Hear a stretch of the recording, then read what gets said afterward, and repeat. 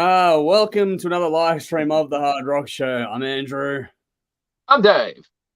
For those watching at the very, very beginning, or for those tuning in later on the actual live stream portion of this, you're going to see me going, oh my God, because I'm trying to hit the fucking start button of this thing. It was just like mashing it like a fuckwit. It didn't work. But all right, we got there in the end. Early blooper. Early live blooper. Yeah, I know, right? Go back to the very, very beginning and you'll see something like, oh my God. Anyway, so we've got a lot to get through as always. We have round 4 of our Blame Canada series, which this time around has the most bizarre battle we've had yet when it comes to Bryan Adams Reckless versus Voivod Dimension Hatröss. We're going to talk about, or we're going to review the latest from Toehider, a classic from Exciter. We're going to chat about some new music as well. We're going to discuss how much we want bands to play their hits when they're on tour. Do a bit of overrated, underrated as well. There's a lot to get through, heaps to get through as always. So there'll be links to everything we're talking about, some sort of reference track. They'll be in the comments as we go through things in the live stream, or for those tuning in elsewhere or later on, you'll be able to check it out in the description of this one. There's links there for you to check out as well. While you're checking out links, check out our links. Make sure you like, follow, subscribe, and hit the like button and all that usual stuff. Spread the word. Help us, get the THRS sort of vibe out and about, I guess. Trying to get this thing spreading far and wide this year. So, yeah, if you can help us out in that regard, that'd be greatly appreciated. And the same thing applies to our fantastic sponsors too. A big thank you, of course, to Squid Ink Screenprinting, Alt-Cvlt Rockstar Finance. Their details are in the description box. Well, give them a like or a follow too. That'd be greatly appreciated. It helps them, which helps us, and all the usual things. It all goes round and round and round. But yeah, we got some people here in the comments saying hi. So make sure you jump in the comments and give us your thoughts on anything we're talking about. Just say hi, or if there's a song you like or don't like, or a point of view you disagree with or agree with, or I don't know, got a question, jump in the comments, give us your thoughts, and we'll try and answer those as soon as we can, or address them, or show them on the screen, just like this one. So Conrad's here with us as always, saying hi, guys. So good to see you again, buddy. Hopefully you're keeping well over there. We'll get Conrad back again soon. Don't worry, folks.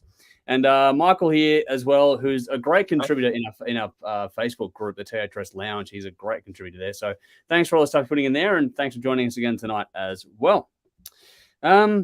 Now, here we go. Bash is here too. Bash saying good evening. All good to see you again, buddy. Hopefully you're keeping well as well. And Vinny. We're going to have some puns tonight, aren't we, Dave, with Vinny here. Evening, lads. Balls on. It is a warm one tonight. But after tomorrow, I think it cools down a little bit, so that won't be so bad. Although Dave will be disappointed. Dave likes them. I like it. Hotter the better. You're like a lizard. But anyway, I told you before we started, the dogs are go fucking nuts, and now Nala, who couldn't wait to get outside, now wants to come back inside the fucking room. So I don't know what the hell's going on. So if you see me jump up for any reason, it's because the dogs are spastic and I've got to go and address them. All right. But before we go see things, Dave, how you going? How's your week been? Yeah, week's been busy. I'm all right. I'm fresh from a nana nap. I fucking crashed when I got home from work today. I had a nap of all things. Just, I don't know, the day knocked me on my ass. My daughter's been a bit sick. She's had a fever, but she's all right now.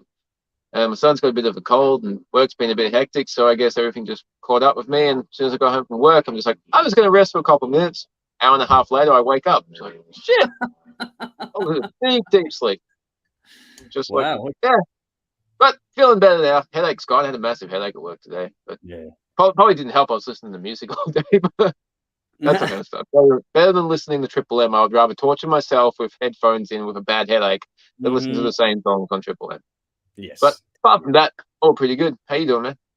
Yeah, good. It's another busy week as always. Not a lot to report. Just busy with work and busy with all the show stuff as well. And there's a few other things, bits and pieces I'm working on behind the scenes, which will all be revealed in due course for everyone out there to know about as well. So it's kept me plenty busy.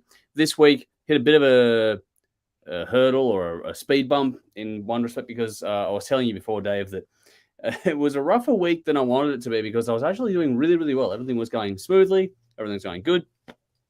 But the TV episode that I edited for this coming weekend decided to have a fit and try to export the wrong frame rate, and just so like I had to not quite re-edit, but basically reassemble a 2-hour episode in a night, which is just fuck.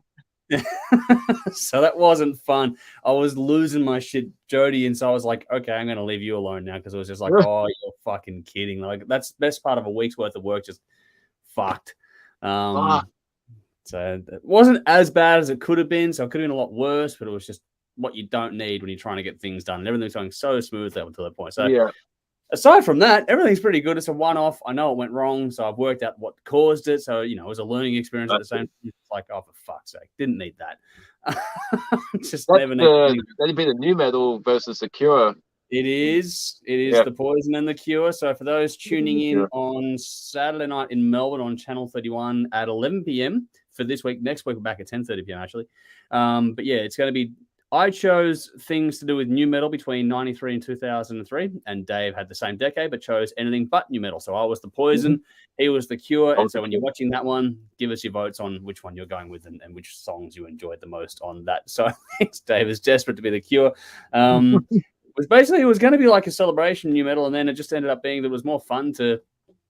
So I like new metal, and Dave doesn't, and so I figured, fuck it, let's have some fun with it. So it's almost like a little head-to-head kind of thing. So something different coming up on Saturday night. But no, everything's good. Everything's good. Can't complain ultimately at the end of the day. Like, if that's my biggest concern in the world, well, then seriously.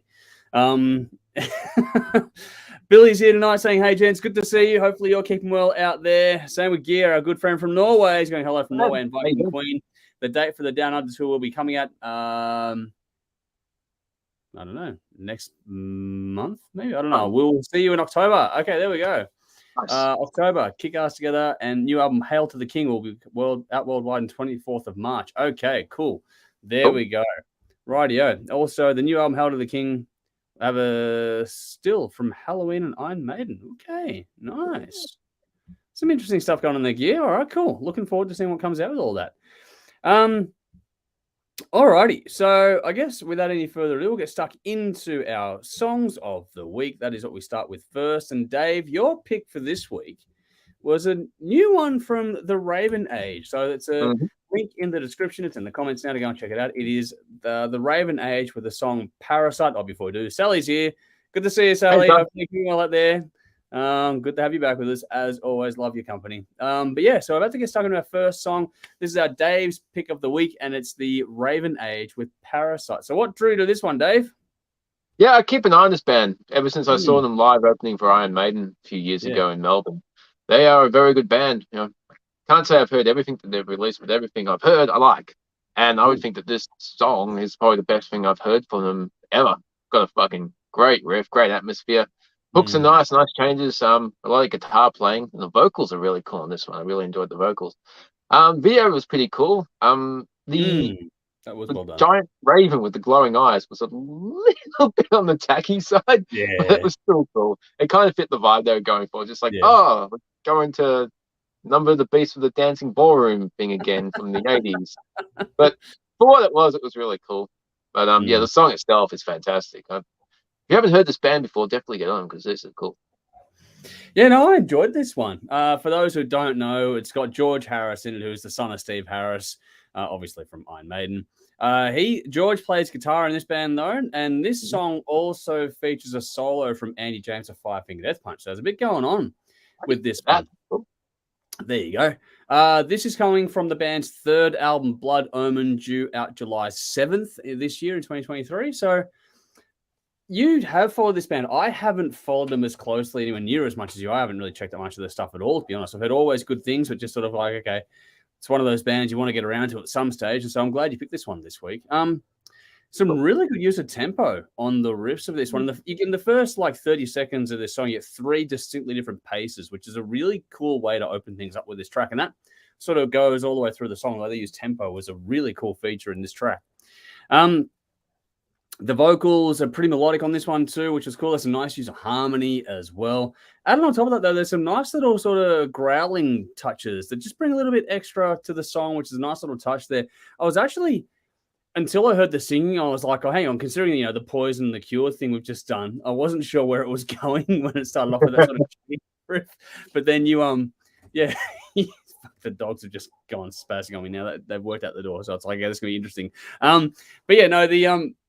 The way the riff and the tempo changed, and then you got the vocals, and then the clean singing with the harmonies on it, which was really, really nice. But there's a bit of grit to it too, which is cool. And then you got that sort of growling aspect, which they just sort of, there's a lot going on in a little song here. But the hook and the chorus is really well done. This song is actually a lot catchier than I expected as well. It stays with you. Between the riff and the melody, it's a really memorable song, which is well written, well performed, all those things. got some serious use of groove in this one as well, especially as the song gets toward the end of it, where it's starting to build toward the close. It's really nicely done. Solos stand out nicely. There's a little 1-2 punch of a back-to-back kind of solo moment in this one too, and they all fit the songs perfectly. They're one of those ones that bring a little bit extra. It sort of brings it. That's the final part before the turn into home stretch, the last verse and chorus, and that's where the end of the song. It's a really good touch there as well. And that song alone has made me really curious to check out this album. It's one of those ones where if the album's like this, I'm going to want to check out more, which means we're going to check out the new album when it comes out, and then I'll go and check out the last 2 albums and probably do a deep dive at some stage in the near future as well. So this is a really cool track. Not a band that I'm overly familiar with, so I'm really glad you picked this one, Dave. Cheers for that. It's a good choice this week. Yeah, they were good live. I mean, they won over the crowd too, because not many people knew who they were when they were opening for Maiden, and yeah, at least half of the crowd were into it by the end of their set. Problem was, a lot of people went to buy their EP or whatever they had at the time, but you had to buy it in a bundle with T-shirt. Right, I remember that. CD. So I ended up not getting it because I didn't have the money to buy both. I just wanted the CD. So I'm like, well, that's like shooting yourself in the foot. Which is cool. Sorry, no, I'm just trying. It was just, I remember what was cool about it is remembering you telling the story at the time as well. And I thought we all sort of criticized that, didn't we? Also went, that just didn't make any sense. Yeah, it was a silly choice because they just won over half the audience and people went to get the CD. And they couldn't. And you weren't the only one that said that too. I forget who else we were talking to at the time, but there was a few people that mentioned that they were really curious about it and wanted to check out more, and just for whatever reason, they didn't have anything there at all to check out, which was just an interesting sort of a way to do things. I'm not sure what happened there, but oh well. At least they're on to album 3 now, and things are hopefully looking up. So yeah, they seem to be growing a bit more. Hear their name popping up everywhere. They seem to be getting some good support slots. Yeah, and if this song's anything to go by, and because they're getting guest spots on this one too, with 5 Feet Earth Punch Connection, that'll hopefully start to push these guys over as well. So hopefully this album starts to give them some well-deserved credit, because if it's anything like this song, then yeah, it's going to be a very cool album to check out in July. So yeah, let us know what you think of that one, folks. Alrighty, I'm going to change gears quite dramatically with my song of the week. I'm curious as to how Dave went with this one, but we'll get to it in a second, because in the comments, in the description, as always, you're going to find a link to Voyager with their track Promise. Now, for those that are following our socials, you'll notice, was it yesterday morning, Dave, or was it the day before? I forget now. Every day sort of blurs. Yeah, they blur, don't they? They do blur. But anyway, over the last 48 hours, anyway, it's been confirmed that Voyager will be the band representing Australia at Eurovision this year, which is kind of cool. They tried and were like this far away. It was sort of like they actually won, I think, the fan vote, and then the judges decided to go, no, we're going to go a different way. And that worked out well for everyone involved, didn't it, dickheads? So this time around, it looks like Voyager have just persisted with this quest of trying to, represent Australia at Eurovision, and they've done it. I'm not sure if this, I didn't follow along very closely, so I didn't know what was leading up to and whatever else have you, but I don't know if this is the song that put them over the line for it, but it is definitely the song they're going to be playing over there, which is cool.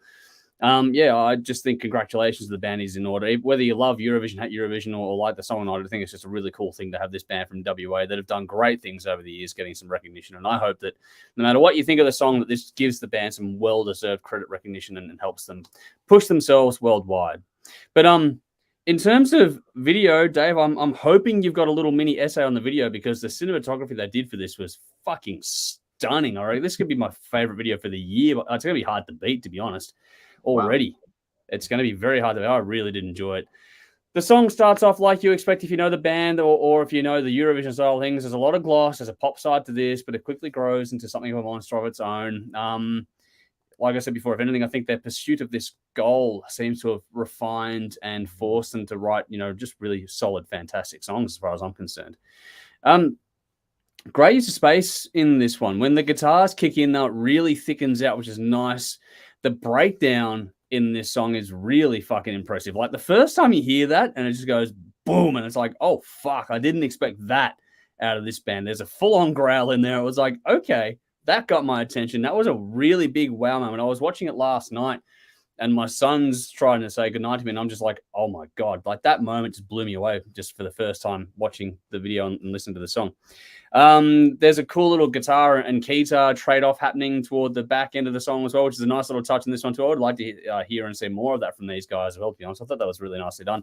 Some great backing vocals too. The way they've got I think it's the bass player doing backing vocals to trade off with the lead is a really nice touch. They're giving you a lot different sort of tones and shifts and vibes within the song. It just builds towards a wonderful conclusion as well. Good hook in it, as you expect for a Eurovision song, of course. But I don't know. I just think it's a really well written song that is very poppy, but at the same time a lot heavier than you're probably expecting at the same time when you're thinking of this. I'm really curious as to how it's going to go, but I hope it wins them a whole bunch of new fans. Probably not going to be for everyone, but I think it's just an impressively well done song. Even the production trickery was bang on and served the song so well. It's just an infectious little thing. For me, it was like Fear Factory meets Devin Townsend meets pop music. That's what I kind of got out of it, and I really enjoyed it. So I'm curious now, Dave, how'd you go? Yeah, first up, congratulations to the Voyager for going to Eurovision.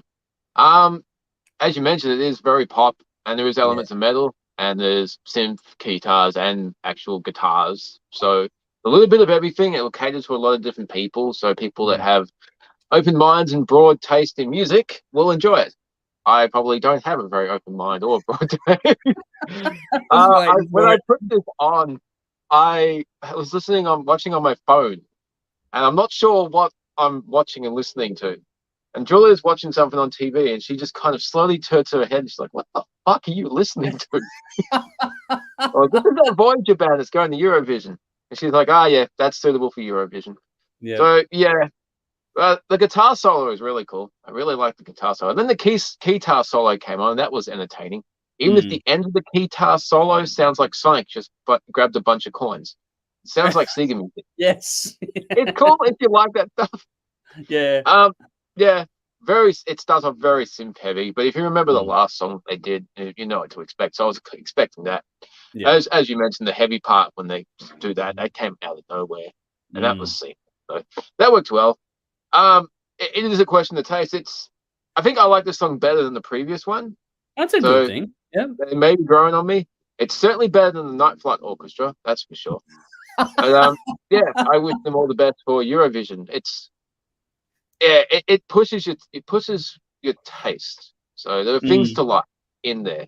If you like the hybrid style stuff, then you probably enjoy it. If you like just the heavy riff in the middle, it's like fucking Epic on Faith No More. I spent the whole song waiting for that killer guitar riff, and the rest of the song's crap. This song's much better than Epic, that's for sure. But... Well, there you go. That's some high praise in and of itself, I guess. I guess, like you said, it is a matter of taste. It's not going to be for everyone, but I just think it's worth giving them a nod for. They finally got that goal, which, you know, they've been at this for over a year. So well done. But I've been a fan of the band for ages anyway. I know that we've had different reviews over the years of the albums and that, but yeah, I've always enjoyed what they've done, and it's a different style, but I don't know. It's true. It's funny how you mentioned Night Flight Orchestra, because that one tips it off for me. Now the dog's gone nuts, which is just perfect timing. So I'll have to go and get to the fence line in a second. Otherwise, there's going to be issues because their dogs are a lot smaller than ours. They definitely get points for doing something different. It's certainly a unique sound. And they're being themselves, which is the best thing about it too. It feels like, if you follow the band for a while, it feels completely organic with these guys, which is the good thing about it. I'm going to have to get those dogs. Waffle for a minute, Dave. I'll get some comments going in a second. Waffle. Alrighty. How can I open a can of worms? I do. What's a question I can pose to the audience that will annoy people? What are your favorite songs from Reload? Everybody loves Metallica's Reload. So what are some of the best songs on there? Let us know in the comments. When Andrew gets back from saving the dogs, we'll have a little discussion about Metallica's Reload. And you can talk about Load if you want as well. Let's go for the short hair Metallica section. I don't know what the question was. You got some questions in. Yeah. Oh, sorry. Ever since we got this, the other dogs over there, which is all good, but it's just like these dogs just don't. Anyway, they want to eat the small dogs. It's not even that. They want to play, but because they're so much bigger, and I'm not convinced that fence line's going to hold.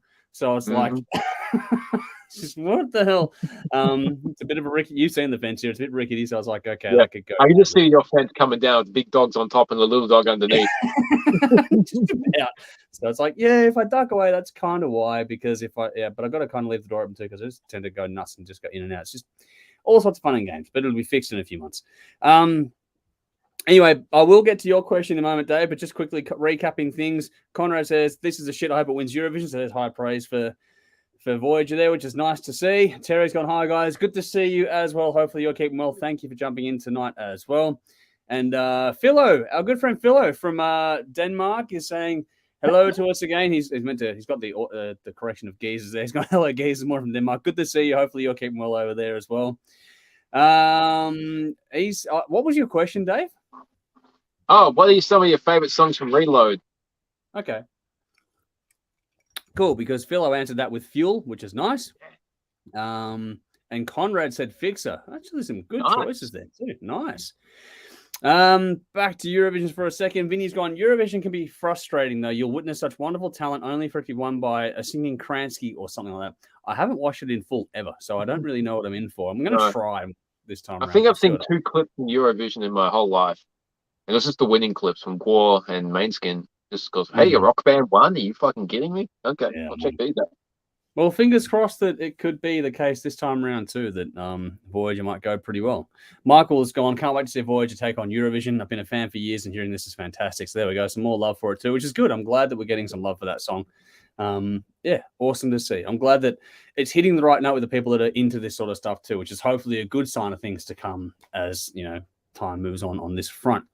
Sally says, back to your question there, Dave. Fuel, Outlaw Torn, Bleeding Me. Nice. But then again, the one over there is going, Eurovision is a turd in a glass casing from Phil. So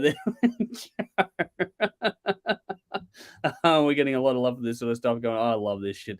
It's funny how people respond to Eurovision. It's always something different every single time, but that's a lot of fun. Alrighty, quickly, I'm going to do a bit of a gig plug now. Keep your comments coming on everything we're talking about. Also, your favorite tracks from there. Was it Reload, Dave, you mentioned? Yep, cool. So if you got any favorite tracks from Reload, that's a random question that Dave has jumped in on. But here we go, Outlaw, yeah. But you did mention Load as well, didn't you, Dave? Yeah, chuck Load in at the end. Yeah, because chuck a Load in at the end. Fuck, I gotta watch what I say. Yeah, so Conrad, you're correct, but yeah, Dave did sort of wing that question toward the end there as well. And then Outlaw Torn from Load as well. So, okay, give us your favorite tracks from Load and Reload. Take your pick. Well, I give us a big plug here. In the comments in the description, as always, you're going to find a link to Legions of Steel for 2023. And we haven't talked about this festival for a while because it's been away for a few years. Oh, wow.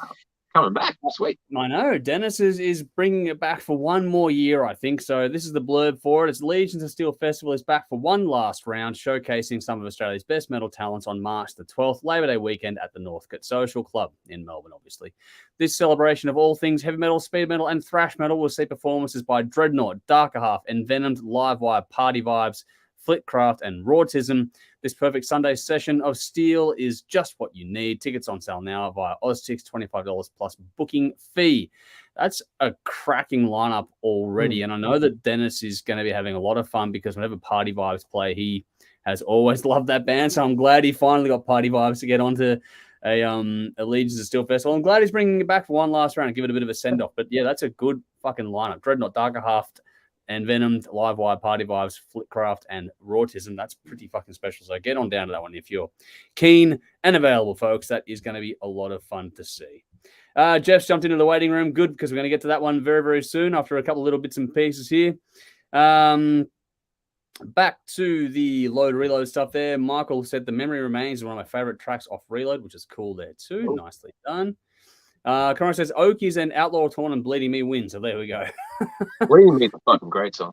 Yeah, we could do one of those little. We've got a different format we're going to play with at some stage, Dave and myself, and maybe a few others if we can convince them as well. But we're going to try and do something a bit different.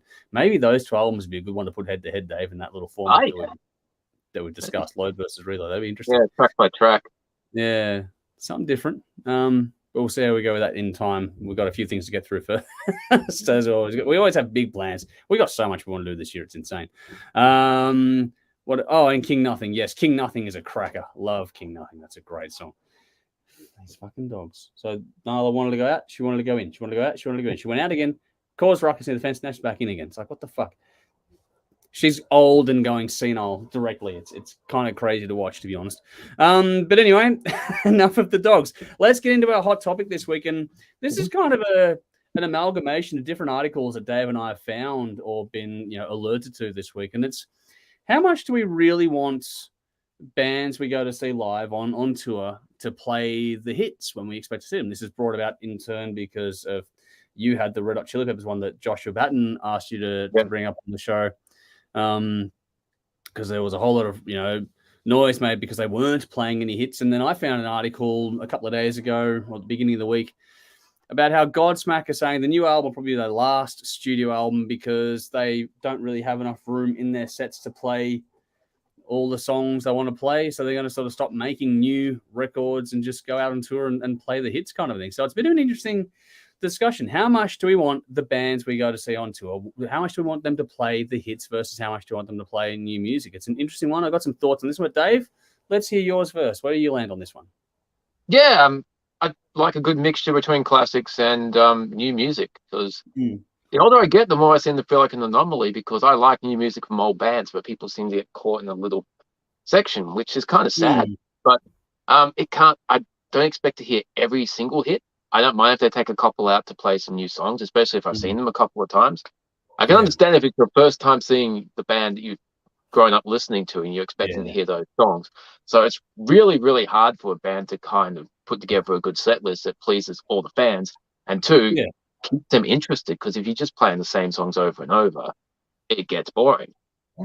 Checking out, I'm not a Chili Peppers fan, so I wasn't really paying attention, but I jumped on Setlist FM and checked out. They played one show in Brisbane, one in Perth, 2 in Sydney, 2 in Melbourne. And it looked like they had 2 set lists that they were doing with a few subtractions and additions for each one. And they were playing hits, but not the same hits on different nights. They mixed it up. So one place did get Under the Bridge, another one got Give It Away, but they did play a lot of new material. So, but I'm thinking that at their age, the band's been around for a long time, I'm guessing some of the audience might not have even been aware they had a new album out, because your demographics getting older and everyone gets occupied with life, bills, family, everything. So not everyone's there to see new music. People want to hear the classics that they grew up with. That's a night away from their mundane life. But as a band, you want to be keeping things interesting and fresh. So it's interesting though. It's really complex, because Guns N' Roses have been around for 7 years now with Axl, Slash and Duff, and we're saying, when's new music coming? And in the last 10, 12 years, Kiss released 2 new albums and nobody wanted to hear new music from Kiss. They were nostalgia. So it depends on the band, it depends on the fans. It's really interesting that some bands can tour for years, like Metallica, and people expect a different set from them. They're going to be touring soon for 2 years, 2 nights in each city with a different set list each night. So you might go to the show that they're not going to play Enter Sandman or Master of Puppets.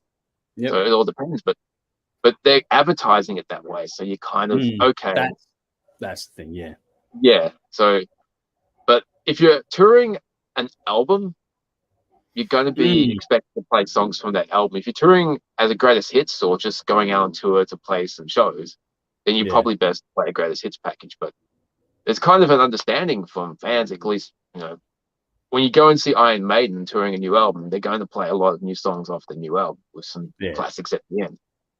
So, personally, I don't want to hear the same song over and over. I mean, Iron Maiden's going to close with Iron Maiden. It's just a given. And Guns N' Roses are going to close with Paradise City. But you want to mix it up a little bit. The Godsmack article was interesting, because I think that comic's going to bite them on the ass in about 10 years, because at some point they're going to release new music. They're just going to. And someone's going to remember that 10 years ago you said you weren't going to release any new music. Well, I don't know, if you're a band and you're definitively said, they said it might well be. They haven't, closed the door on it, but they're all saying, we're in our 50s, we can't be bothered anymore, and we just want to play the hits on tour kind of thing, which, fair enough. I understand that, because the more albums you release, the more songs people enjoy. It gets really hard to put that list together. It was just fascinating in that article that you shared that he was saying that they got their product that they got to sell, and then they tour off that. And it's like, okay, that's a really old school way of doing it, because everyone knows you don't make much money from albums anymore. So I'm just like, okay, they got that old school mentality. It's just like, okay, it must be working for them. But it's because they're an older band and their demographic might still buy albums. Yeah, I reckon so. Yeah. So there's no right or wrong. There's no one size fits all for all different bands. It depends on the band, the audience, and I don't know, maybe Chili Peppers are kind of moving into that nostalgia part of their career where people just want the hits. But then I'm sure there's others that are like diehard fans, so they're keeping up with everything that they do. So it's one of those things where, but I think like Metallica do, advertising it as that we're going to play different set lists each night. But yeah, it's been a pet hate of mine for a long time. But like AC/DC, Kiss, Guns N' Roses, even Dream Theater now play the same set list pretty much every night. And part of the appeal of Dream Theater when I was first becoming an obsessive fan is they played different set list every single night. So they had like 10 albums worth of material just ready to go. I'm like, their songs aren't that easy. How the hell do you do that and just be ready? But they're getting older now and they've got a lot more music to draw upon. So I understand that you have to be a bit more easier on yourself, I think. Yeah. But, you know, we live in the age of YouTube and everyone films. So why wouldn't you want to throw a surprise in here and there? Yeah. But yeah.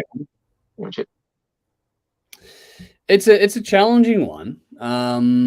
For me personally, I'm glad you mentioned Iron Maiden, because I think between Iron Maiden and Metallica now, we're talking about two of the biggest bands in the world. So it's kind of hard to get a relative level here, because as much as I love Godsmack, I don't think they're on the same level. But again, you could say that Red Hot Chili Peppers to a lot of the people out there probably would be on the same level.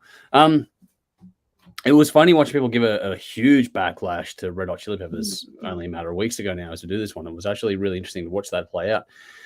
But when you mention Iron Maiden, I think that that's kind of the methodology bands that are later in their careers and have an established following can and probably should go for. I think that if they're open and honest and have basically a dialogue with their fan base saying, hey, we're going to tour these places, we're going to play selection of songs from this year of the band. Like, it doesn't be one album. It can be, different, like I think Maiden do what they do, like a couple of albums, they focus on those ones and they give it a couple of hits at the very end kind of thing.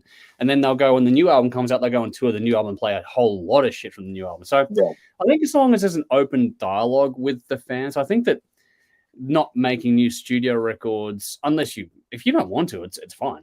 Like that's cool. If you just want to sort of put the pin in that and just sort of go and play on tour and then go home and just unwind, and that's what you want to do, is you sort of push into retirement, then hey, cool, whatever, do whatever makes you happy. But as a fan's perspective, I love hearing new music. I listen to more new albums than I go to tours, to be honest. And that's just how I do things personally. But so for me, I'd like to get new albums. And then if a band is, really communicating and conversing with the fan base and saying, okay, we're going to tour, this is what we're going to get on this cycle, and then the next one is what we're going to get on the next cycle, then that would be the ideal outcome in my mind. And then you can really sort of, see what sells and what, makes you money and all that kind of stuff too. And gives you more options on touring stuff too. You don't have to wait until you've got a new album to tour. You can just tour whatever you want, whenever you want, in between cycles. And that way, if you're slowing down, like Maiden, Metallica, and that, they don't release an album every year, not by a long stretch. So they got all those years to fill in between. It's probably a good way to do it. I think it only works for slightly more established bands, but maybe not. Maybe even just little bands could do the same thing. Just go, we're going to play a selection of songs from this era of our catalog and book rooms to fit, that need, and then have a really good vibe. And if it, breaks even or goes a bit better, then, hats off to you kind of thing. I think that's what I'd like to see more of that. I think that we're in this, we've had discussions before on streams and behind the scenes that, bands that have canceled tours because not enough money and all sorts of stuff. I think we're in this new age now, especially post-pandemic kind of shit, that we can really change the way that the communication between the fans and the bands is done. I think that's having an open dialogue, opening up, your thoughts, and just seeing what happens. I know there's a lot to lay out on the line financially when it comes to a tour, for example, but if you can gauge it by, the response to things and just say, okay, cool, if this sells well, we'll do it. If it doesn't sell well, then we'll make sure we cancel with enough time for everyone to get their money back kind of thing. That might be the way to sort of go about it for mine. I don't know. I just think we're in a different age now, probably the most fitting time for that kind of thing to be an available, string to the bow for the bands these days, to just sort of talk with the fans and see what they want, and then be at the same time able to service yourself as an artist too, to play the songs you want to play and that. And if you do say you're going to play, select songs from these 2 or 3 albums or this decade of your career or whatever else, then you can go and play some deeper cuts, because people will, play a couple of hits at the end, but, go and play some of those deeper cuts that you never get to to play live. That'd be kind of cool. And for me, that's one of the appeals of the way Iron Maiden do things as it stands these days, where they do the two different sort of. I love what Maiden have been doing in the last 20 years. Exactly. Two of the new album, 2 of the first 4 albums, and 2 of the next album. Great idea. Yeah, I think it works well. As long as you're up front, that's the whole thing. Yeah. And they are, because they branded the entire fucking thing. They fully branded out. And I think that's opportunity also for new merch and that too. So if you start thinking about it, it has flow and effect for these things. But yeah, that's what I'd like to say. I don't mind bands doing what they want to do. I think that whether you want to see hits or not, I would like to see hits personally, but I would like to see deeper cuts too. So I'm pretty agnostic on that one. I'm pretty whatever, but I just wanted to be clear ahead of time. Like what the Peppers did wrong was not telling anyone they weren't going to play many of the biggest hits. Like that's what you need to sort of clear up. Get the communication right. I think people will go along for the ride if they want to, and if they don't want to, that's okay as well, kind of thing. It just gives that the expectations are set accurately versus letting people walk into something that then walking away disappointed. That's the worst outcome, because if you leave your fans disappointed, they're not going to buy a ticket next time. That's true. If you're up front, you've set the expectation. They can choose not to go, but they're not going to be disappointed. Does that make sense? Like whereas if they go there hoping for something, get disappointed, that burns them and they sort of bail after that. So people can be fickle in that regard. And I don't blame them, because it's an emotive connection to the band. So that's what I think, for what it's worth, in a long-winded fucking way. Before Glamfest, Wednesday 13, put on your socials, Australia, we're coming soon. What do you want to hear? And everyone's posting what songs they wanted to hear, and you played most of what the popular ones were. Chucked in 2 songs from the new album, chucked in 2 Murder Doll songs, which were all requested anyway. Put together a damn good set list. So fans enjoyed it, and they were asked. Yeah, again, it's also cool when bands throw in a deep cut from an album, like when Sabbath played Under the Sun when they came to Melbourne 10 years ago. That was cool. Yeah. That way you're sort of covering off, what the fans really want. And that's, again, in this day and age, with the ability to have that dialogue, which has not been able to be had before, may as well utilize it, I think. That's just my point of view. But yeah, bit of fun, something different. But yeah, it's an interesting conversation to have, and we'll see how it plays out over the next. It is going to be, the whole thing's going to be shifting over the next decade. There's going to be a lot of change happening. So it'd be interesting to see where this sort of moves into, as a lot of the bands get older as well. We've got to think about that too. So it's their lifestyle and all those things need to be sort of accounted for too. Back to your load reload thing here. Sally's also gone Ain't My Bitch, which is cool.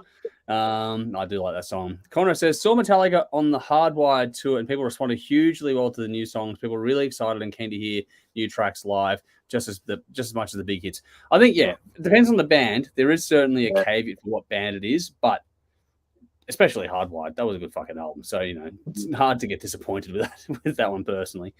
Phyllis says, I saw Maiden play on their newer records, 2007 something. Hated it. I left. Wow. See, that's the flip side too. Like, you get people that don't. This is where it's such an interesting discussion to have. This is where you got to set the expectation, I think. Good point. Conrad's gone. Depends on the band and strength of new material. That's true as well. But that's hard to gauge to get out on the road.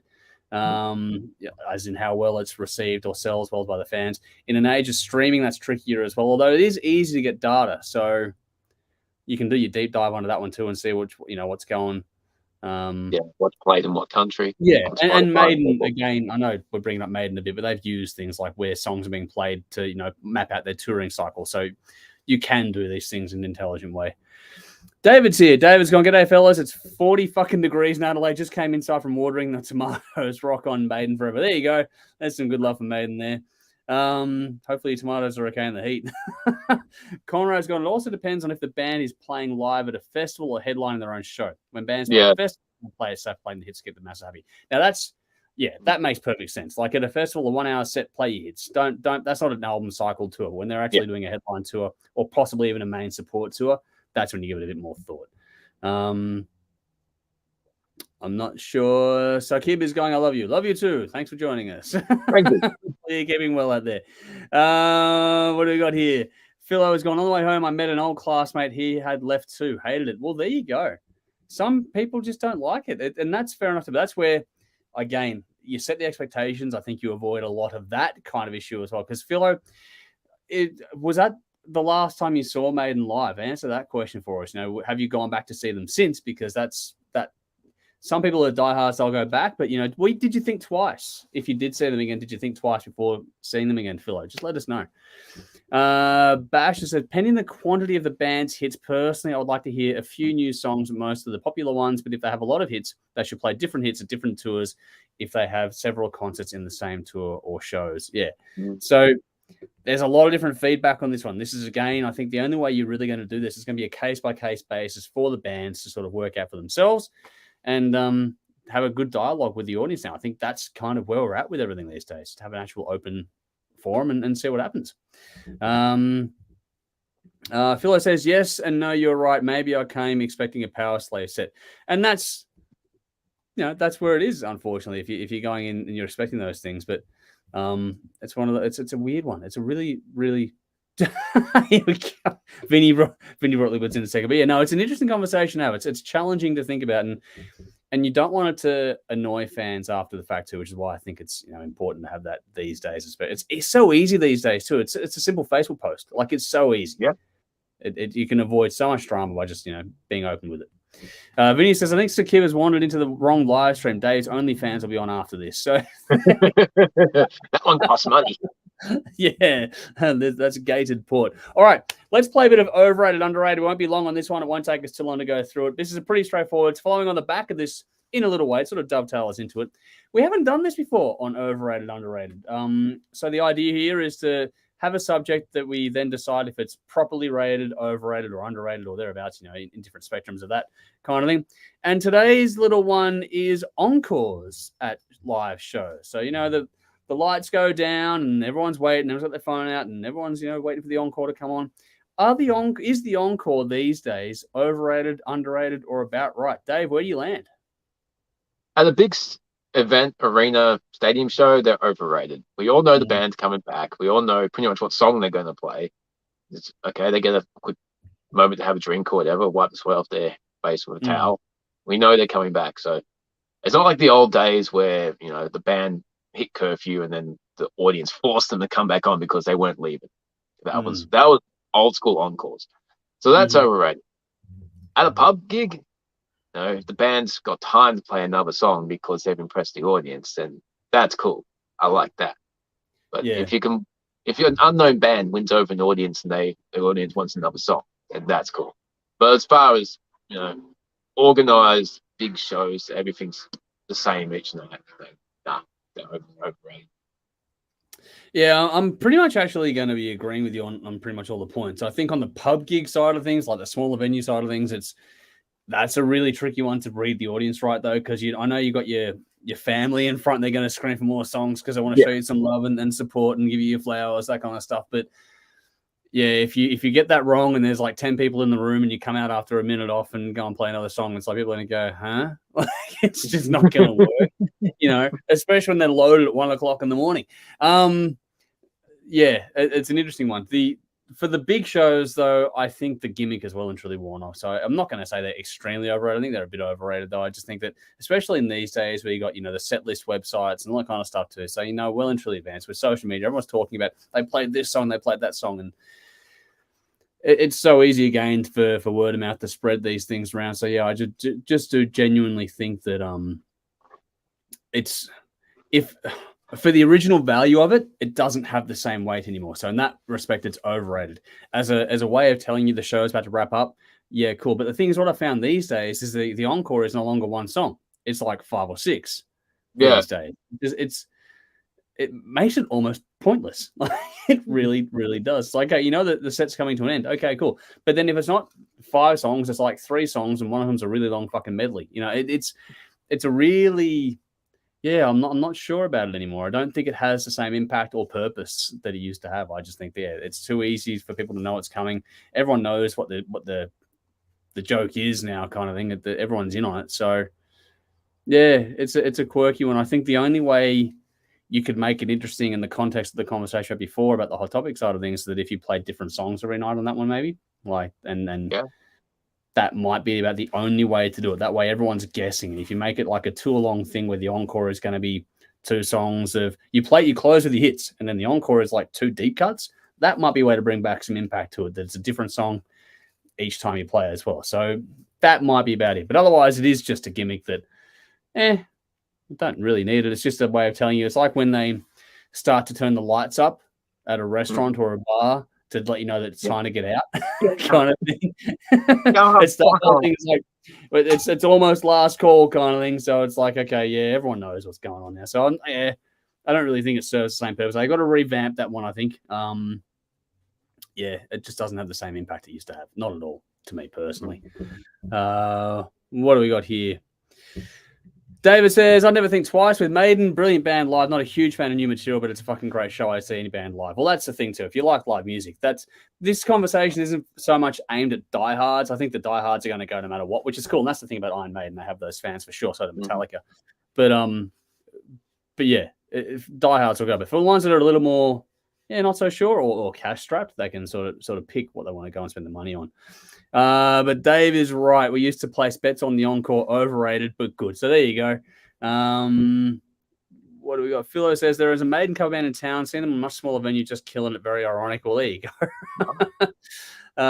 Viking Queen with the horns there. Good there. Have you jumping in again? Conrad says depends on the audience that night. Some audiences are terrible, especially in Australia. Sorry, worst audiences in the world that I've ever seen. Well, there you go. There's some feedback for us to think about there, folks.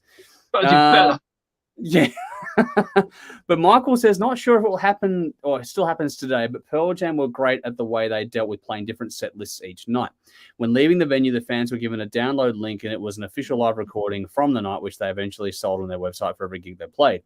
So if you were lucky enough to go to multiple nights or a couple of gigs in different cities, you got a live recording of different music which would satisfy you and you'd expect you wouldn't.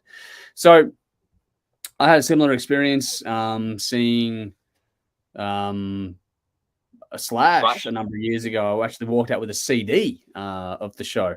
I think these days it's even easier with bands, especially bigger bands. I've got the people that can, the support crew that can do those sorts of things for them. And even if it's not a purchasable download, you can put it on Spotify as a live bootleg kind of thing, official from the band, and then just people can go and check it out as they want to, and it gives people a chance to check out what a band did on a particular night. And if you were there, it gives you a chance to sort of relive that event. That I've always been a fan of that as a concept. Always been a fan of that as a concept. So I love that. I could do that with their live Metallica website that they've got. You can pretty much download every show that they have ever. And this is where it comes into how much you can record. I know it's a lot, but if you can do it, there is multiple ways to use this sort of stuff too. So I think it's well worth thinking about. Here we go. Sally says Phil Anselmo absolutely hates encores. I'm pretty sure the shows he does now, at least with the illegals, he just tells the punters it's fucked and they'll play everything that the punters want to hear. But once Phil's off stage, he ain't coming back. I'm not so sure he does it with Down. I will be curious to see what happens with the Pantera shows too, to be honest. I think Jack Wild's the same, actually. I don't think Black Label Society ever did an encore. Okay. There you go. Now both of them are playing in Pantera. I don't think Pantera will be doing encores. Yeah. Well, hang on. Nicole says, don't forget to check out the YouTube. We are feeling left out.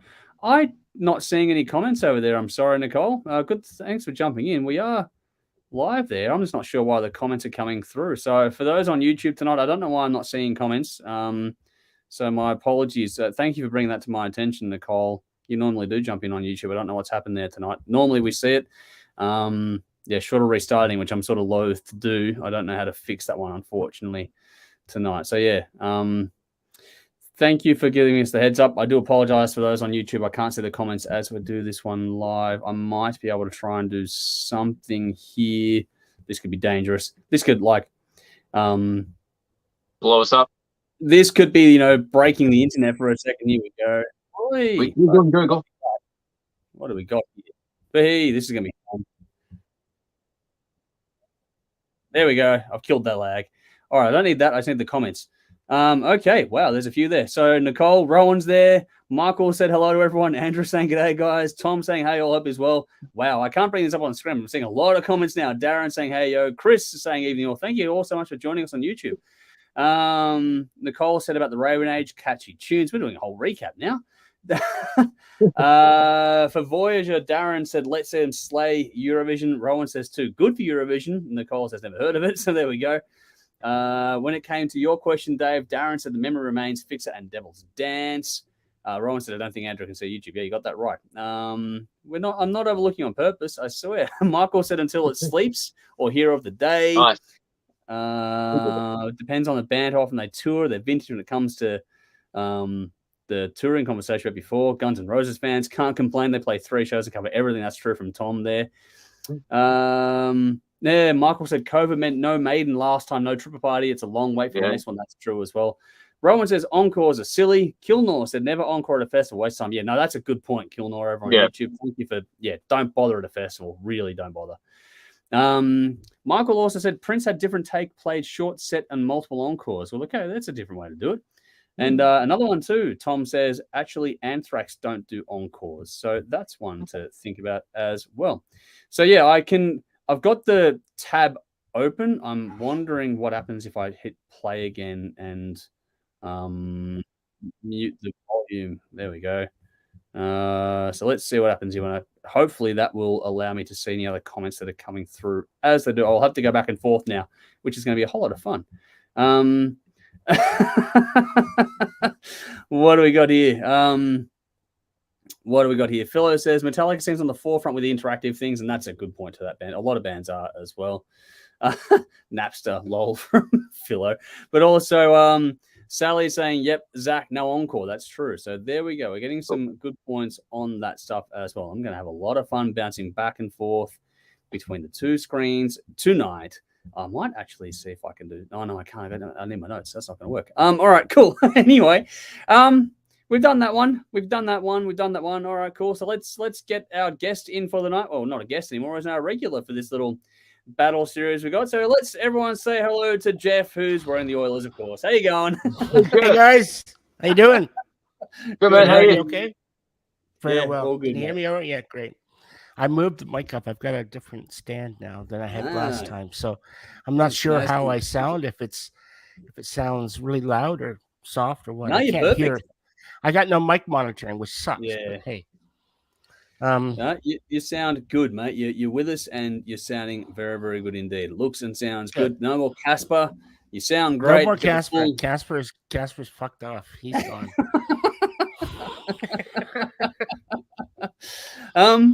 So yeah, as we know here, we do this one here. Here we go. Philo's gone. Yeah, the quiet right fella. So yeah, quiet right, man.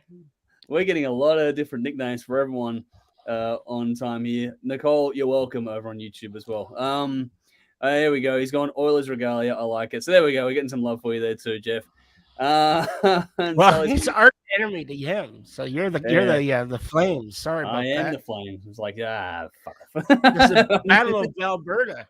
Yeah. Yes, Battle of Alberta is always a lot of fun, though. It is a lot of fun. It's yeah, entertaining for sure. Sally says, "Hey Jeff, you're all good. I can hear you. So you're coming through to the audience loud and clear as well, excellent. Which is absolutely fantastic." Thanks. All righty. So, how have you been, Jeff? It's been a week. So, how's your last week been treating you? Yeah, very, very good. I just finished day 6. Tomorrow will be day 7, solid every day, working 7 days straight. And I just literally finished at 9. So start at 12, go to 9, which I fucking hate. But hey, what do you do, right? That sucks.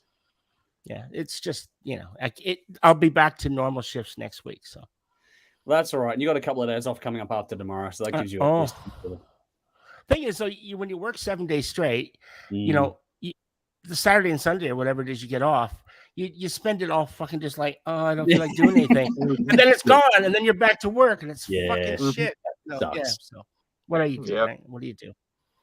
My job's not physically taxing, it's mentally taxing. Yeah, but either way, it's still not able to have downtime, so that's all right.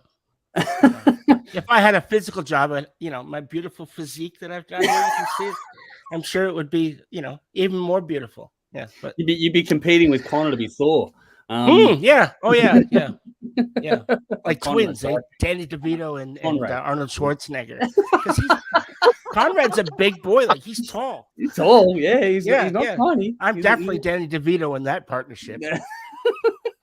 Wow, this is going into random territory. You didn't expect that. No, not tonight. But hey, I'm like almost 6, like 5'11". I'm not tiny. I'm fairly sized. Yeah, no, I'm around the 5'10" mark. But yeah, Conrad's a bigger boy than us. Yeah, he looks it. I've never met him in person, but he just looks big. No, he's a taller boy. Nicole says, "Hey Jeff," over on YouTube as well. Hello, Nicole. Yeah, I know. I knew that there was something going on because I was commenting as well, and you always, you know, and I thought, oh well, big deal. Yeah, no, I don't know what's happening, but yeah, I can see the comments. I've got the tab open, so I'm sort of going back and forth, clicking on things. But yeah, there we go. What have you got here? Yeah, Bash is asking you in return, Dave. What are your favorites from Load and Reload? What are your favorites in return? Just to Alrighty. So from Load, it would be Until It Sleeps, Hero of the Day, Bleeding Me, and Outlaw Fawn. From Reload, Fuel, obviously, Where the Wild Things Are, and Prince Charming. No King. yeah. Ooh. King Nothing I like, but I wouldn't say it's a favorite. What about you, Jeff? What are your favorites from Load? Let's start with that one. Load, yeah, pretty much the same. Until It Sleeps, King Nothing, Ronnie. I love Ronnie. Yeah. And Reload can get fucked because I can't stand it. Not a fan of it, so I'm not even gonna go there. I just don't like it. There's a couple songs, you know. What is it? You know, it was Give Me Fuel, Give Me Fire. Fuel, is it? Fuel, Is that off yeah. that? Yeah, Fuel. That's a good song. No, there are a couple songs in there that I like, but I remember when Load came out, you know, it was a huge thing, and everyone lost their mind because the way Metallica looked, right? Because they had all cut their fucking hair and stuff. People were like, oh, they've sold out again. And then, you know, it just started. I loved the album. I thought Load was great, but I didn't really warm up to Reload as much. Okay. It's all right, but interesting. Yeah, not one of my favorite. But King Nothing is it's one of those songs you just crank. I absolutely fucking love that song. Just got a great. The video's cool too. Yeah, definitely. I think from Load Until It Sleeps is another really artistic video. That was a huge shift visually for them in terms of video. Yeah. But I like Until It Sleeps. King Nothing, Hero of the Day was always a favorite of mine from that album too, to be honest. I've always liked Hero of the Day. Yeah, that's the song. Yep. Wasting My Hate. That's an underrated gem on that album too. I like that one. And for something different, Mama Said. I like that one too. I like Mama Said. It's a good little song. story. In the right mood. Yeah, you got to be in the mood. Yeah, it is right. It's good. I think I could be wrong, but isn't Until It Sleeps? Isn't it about? I mean, it's about cancer, isn't it? Not entirely sure, to be honest. I haven't dug that deep into it over the years. I thought it was about cancer. It's like, you know, because if you think about the lyrics, it's about makes sense. About cancer. Yeah, that's what I thought. I may have. Yeah, I may have read that somewhere, or maybe I just fucking made it up. I don't know. but the thing about Hetfield's lyrics, though, they're open to interpretation. I'm sure they got the meaning for him. Of course, everyone has their own interpretation. Well, yeah, you can only interpret so much, though. I mean, look at Maiden, Rhyme with the Ancient Mariner. It's not fucking about you know sunshine and rainbows. You can only interpret that so much. Yeah. So. Yeah. Well, you don't like Reload, but for me, I like Better Than You's cool. Prince Charming is actually, I think that's a sneaky good song. That is a good song. I like that one. Attitude's another one as well. I like the riff on Attitude. And Low Man's Lyric, it's a really different track for them, but I did enjoy that one. I thought it was something different. Yeah, I don't know. Carpe Diem Baby's all right. Those are some good ones there. It's actually, like we were talking before, I don't know if you saw that part, Jeff. We were talking before. We might do like a track-by-track sort of mini battle between Load and Reload one day. It'd be a bit of fun. No, I didn't see that. Yeah, I must have missed that because I was scrambling around to get up, you know, just literally finished at 9. So, yeah, Prince Charming is a good song. I had forgotten about that. You're right. That is a sneaker. Yeah, it's a good song. Yeah, some good ones. All right, so I fucking lied. I do like the album. All right.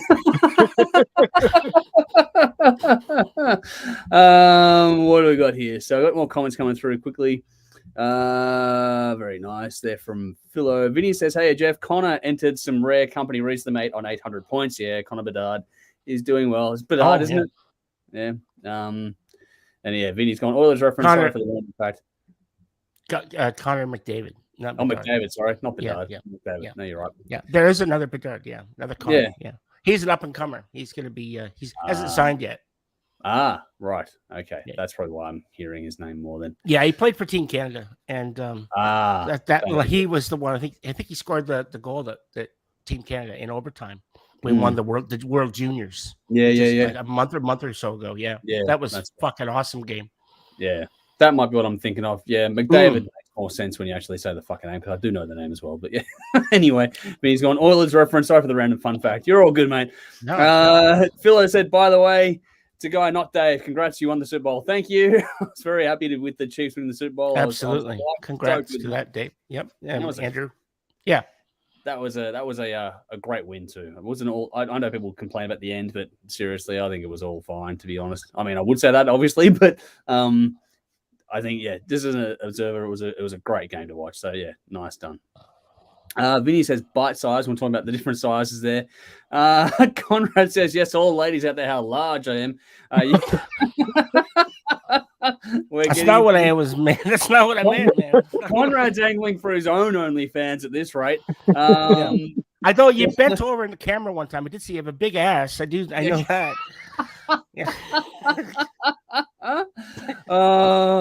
What do we got? Philo says wasting my hate. Excellent. Vinny says Asgard's red light district still in rebuild after you, Conrad. So there we go. Philo says something with Hetfield's mum, I think, and that would track with cancer as well. I'm pretty sure that's how she went in the end. Yeah.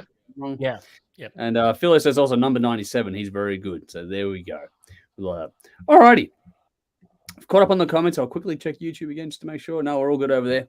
All righty. So tonight's random or Blame Canada round 4 is one of the most bizarre battles we're probably ever going to get out of this series. And this is the fun part about doing everything via audience polling, because then, you're going to get these sorts of things. These are the 4th and 5th seeds. So these are the ones that were neck and neck with each other when it came to, cracking that top 5 of the most popular albums in this little audience polling we did to get the 10 we wanted for this one. So it's Bryan Adams' Reckless versus Voivod with Dimension Hatröss or Hatrössy or whatever you want to pronounce it as. But yeah, so Bryan Adams versus Voivod of all things. This is the most, I don't think I said on the little short video I did the other day, I don't think you could get 2 more different artists to go head to head than what you've got here. So in the description and in the comments now, I'm going to put a link to, for people to check out some stuff there. So if you want or need a reference track, they're in the description or in the comments now. So you got Bryan Adams with Run to You. I had to do that one. I don't know why I've got this typo there, but okay, I've got the typo for some silly reason, but it's actually Run to You, not Re-in to You, whatever the fuck I wrote there. But also Voivod with Psychic Vacuum. That's there as well. So those are your reference tracks for this one. And Dave and I did very, very quickly touch on this beforehand. So we'll start with Dave this time around, and then we'll get... Oh, Conrad has notes. Oh, sorry, Conrad. Fuck, I'm all over the joint tonight. It's all right. I'll take it as a compliment. He's big. Yeah. Yeah. He's casting a long shadow. There we go. Love you, Conrad. Love you, dude. All right. So, Dave, we'll start with you. We'll get Jeff after that. Alrighty, so my first time hearing both of these albums. Well, obviously, I've heard a couple of the Bryan Adams songs. You can't not have heard the songs that are singles. They're all over commercial radio. Run to You is a good song. I do enjoy that. Summer of '69 tells a good story, but I'm fucking over it. Radio has killed those songs for me. As far as the rest of the album goes, it's all right. It's a good listen. It doesn't always have to be metal. Reasonably good, catchy singer-songwriter stuff. Listened to it twice. I'm not going back to it. Voivod was an interesting listen. I've heard 1 or 2 of their songs throughout my lifetime, but first time hearing a full album, and it's a lot. It's unusual and experimental, especially for their day, but if you enjoy that type of stuff, then there's a lot to like on this album. So check out a lot more of their music. It's very cool. I'm going with Voivod. Not because they're metal and Bryan Adams isn't. I'm not going because Voivod's songs are more complex and Bryan Adams' straightforward commercial rock. It's not even because, as far as Canadians go, Chad Kroeger from Nickelback is a much better guitar player and songwriter than Bryan Adams. Voivod get the win simply because they covered the Batman tune. That was fucking awesome. God, that's why. That's why they covered Batman. Yeah, Batman. Like, oh my god, that was awesome. That was fun. I will fully give points for that. That was fun. Okay, well that was interesting because the audience feedback on this was overwhelmingly Bryan Adams. So so Dave's gone against the audience. Jeff, which way are you going to go with this one, and why? Get your notes out. Off we go. All right. So I wrote, this is epic. All right. This is like my Dream Theater reviews. Jesus Christ. Yeah. Well, I had feels. I had exactly. So I'll start with Voivod. So Dimension Hatröss, it is a good album. It's a really good album. Very dark album, which I like. I love the feeling of it. So I wrote a little thing about that. So to me, the album was about the controlling masters who control everything. And the protagonist of the album, he seems to be prevalent throughout all the songs. So he's telling a story, a sort of, he's speaking to the listener from the perspective of warning of the dangers as he is on the inside. So, but it's sort of like how society is, you know, normal people go in and slaves come out. And if you look at the cover of the album, it looks like there's something coming out like slaves or something coming out on the side of it. I'm not sure if that's what they intended. But it seems like that it's both a warning from experience and pleading to the dangers of this dystopia, which is essentially the vehicle of the album. The album is very, very dark. It's very dystopian. I actually gave it an 8 out of 10. So that's pretty darn good. My notable tracks were Experiment, Tribal Conviction, Psychic Vacuum. That was cool. Macro Solutions to Mega Problems. Yeah, that was good as well. And Cosmic Drama. They were my standout songs. Now I will say, one of the things that I don't like about Voivod is that the singer to me sounds he's almost got a punk, very sloppy vocals. They're very punkish, you know. Whereas Voivod musically is they're absolutely brilliant band musically. I've never been a fan of Voivod as far as vocals go. Their next album, I think, was Nothing Face, and that was when I first heard of Voivod. So that was late '80s. Hadn't even heard of them, and you know they're from Montreal.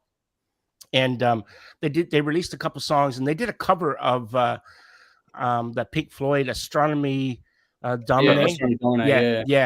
That was fucking great, and the video is awesome as well. But getting off topic. Very, very good. So now getting on to Bryan Adams, Reckless, 1984. Great. I remember it very well. And as Dave said, it dominated, you know, the radio. I mean, but it didn't wreck it for me. I was never one, even though I heard Summer of '69 million fucking times, like everybody else, you know, I didn't feel like I had to turn the station, you know, or find something else. I enjoyed the song for what it was. And I felt that the album starts out kind of weak, actually. The first couple tracks to me felt like filler. One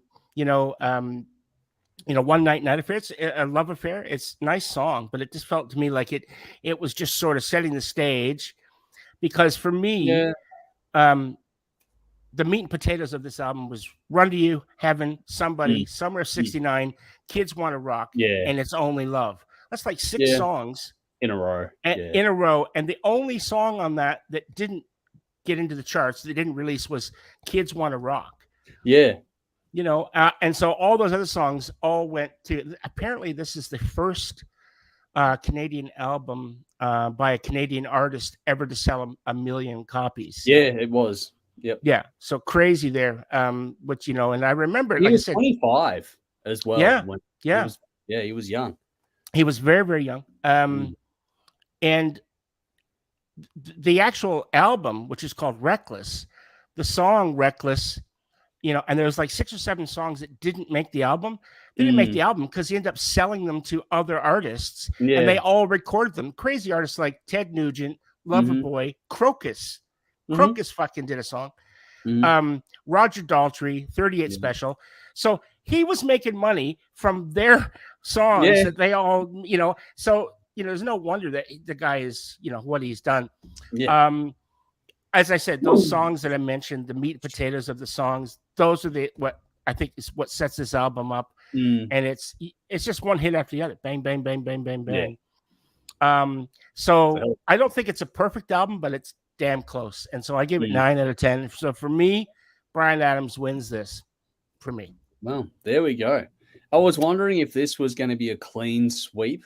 I thought this might be the first clean sweep of the whole thing, and that's obviously not going to be. So I get to be the tiebreaker at the end of the day. You've been the tiebreaker every I know. It's good. No, It's I think at the first round I was the contrarian. I think. Or no, there's been a couple of times I've been a contrarian before. Maybe you're right. Yeah, maybe you're right. Yeah. But yeah, more often than not, I end up being the tiebreaker, which is actually kind of fun. It makes things interesting. Like I was saying, a more jarring battle with this you probably couldn't have found. It's two very, very different albums.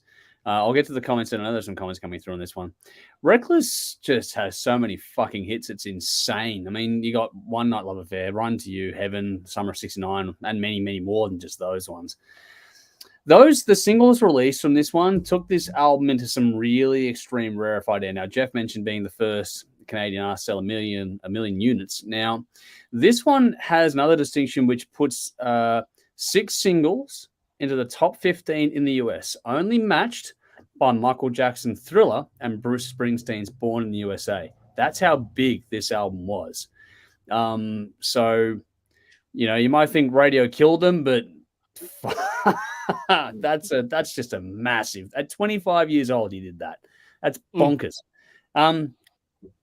The thing is that everyone thinks about, Bryan Adams. I think of Mutt Lange. This is not a Mutt Lange album. This is Bob Clearmountain who produced this one too, which makes it different and interesting. It's not your typical Mutt Lange stuff, which you get from Def Leppard as well.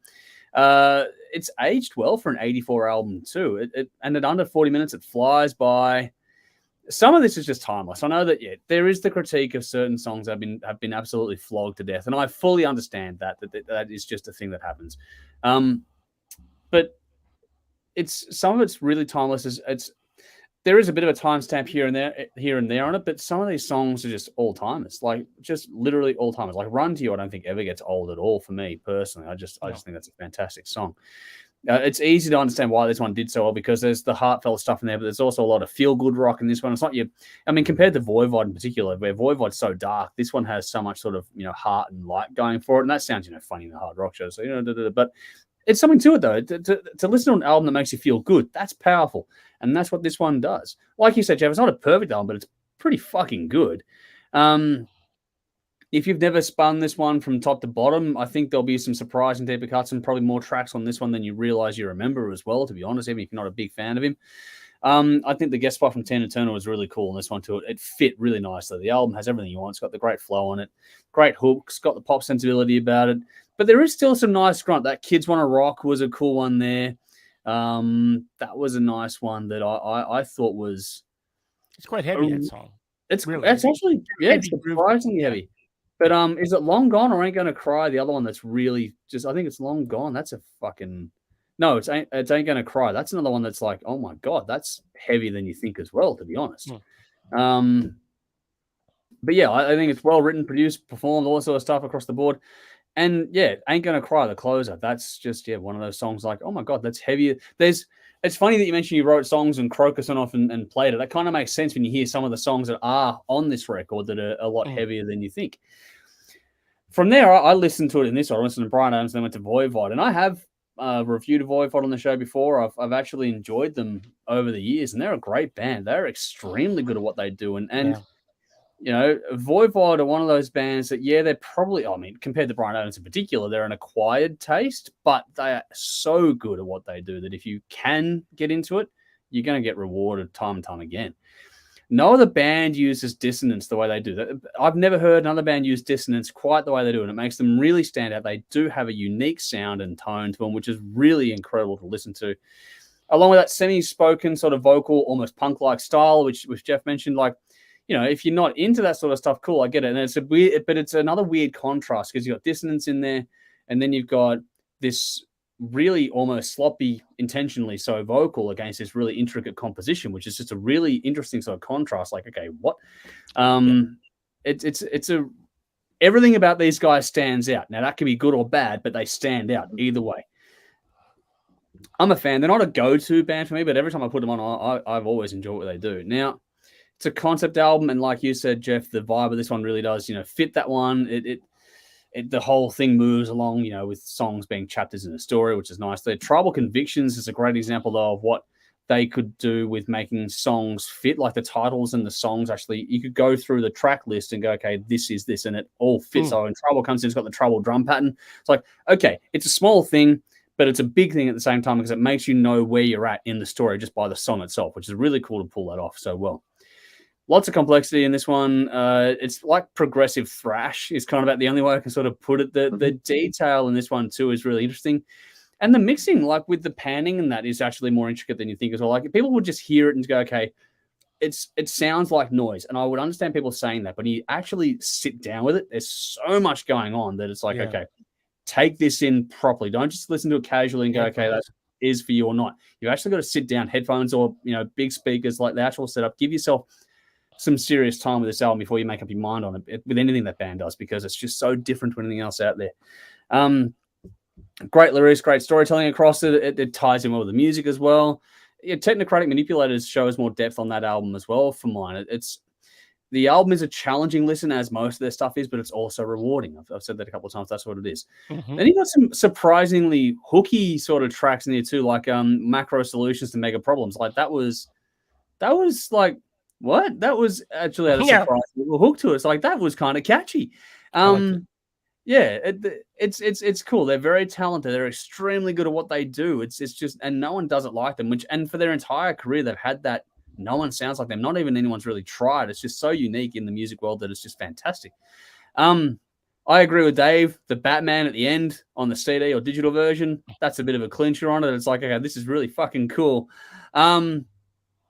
So for me, I enjoy them both, but it really just comes down to what am I going to want to spin first out of the two.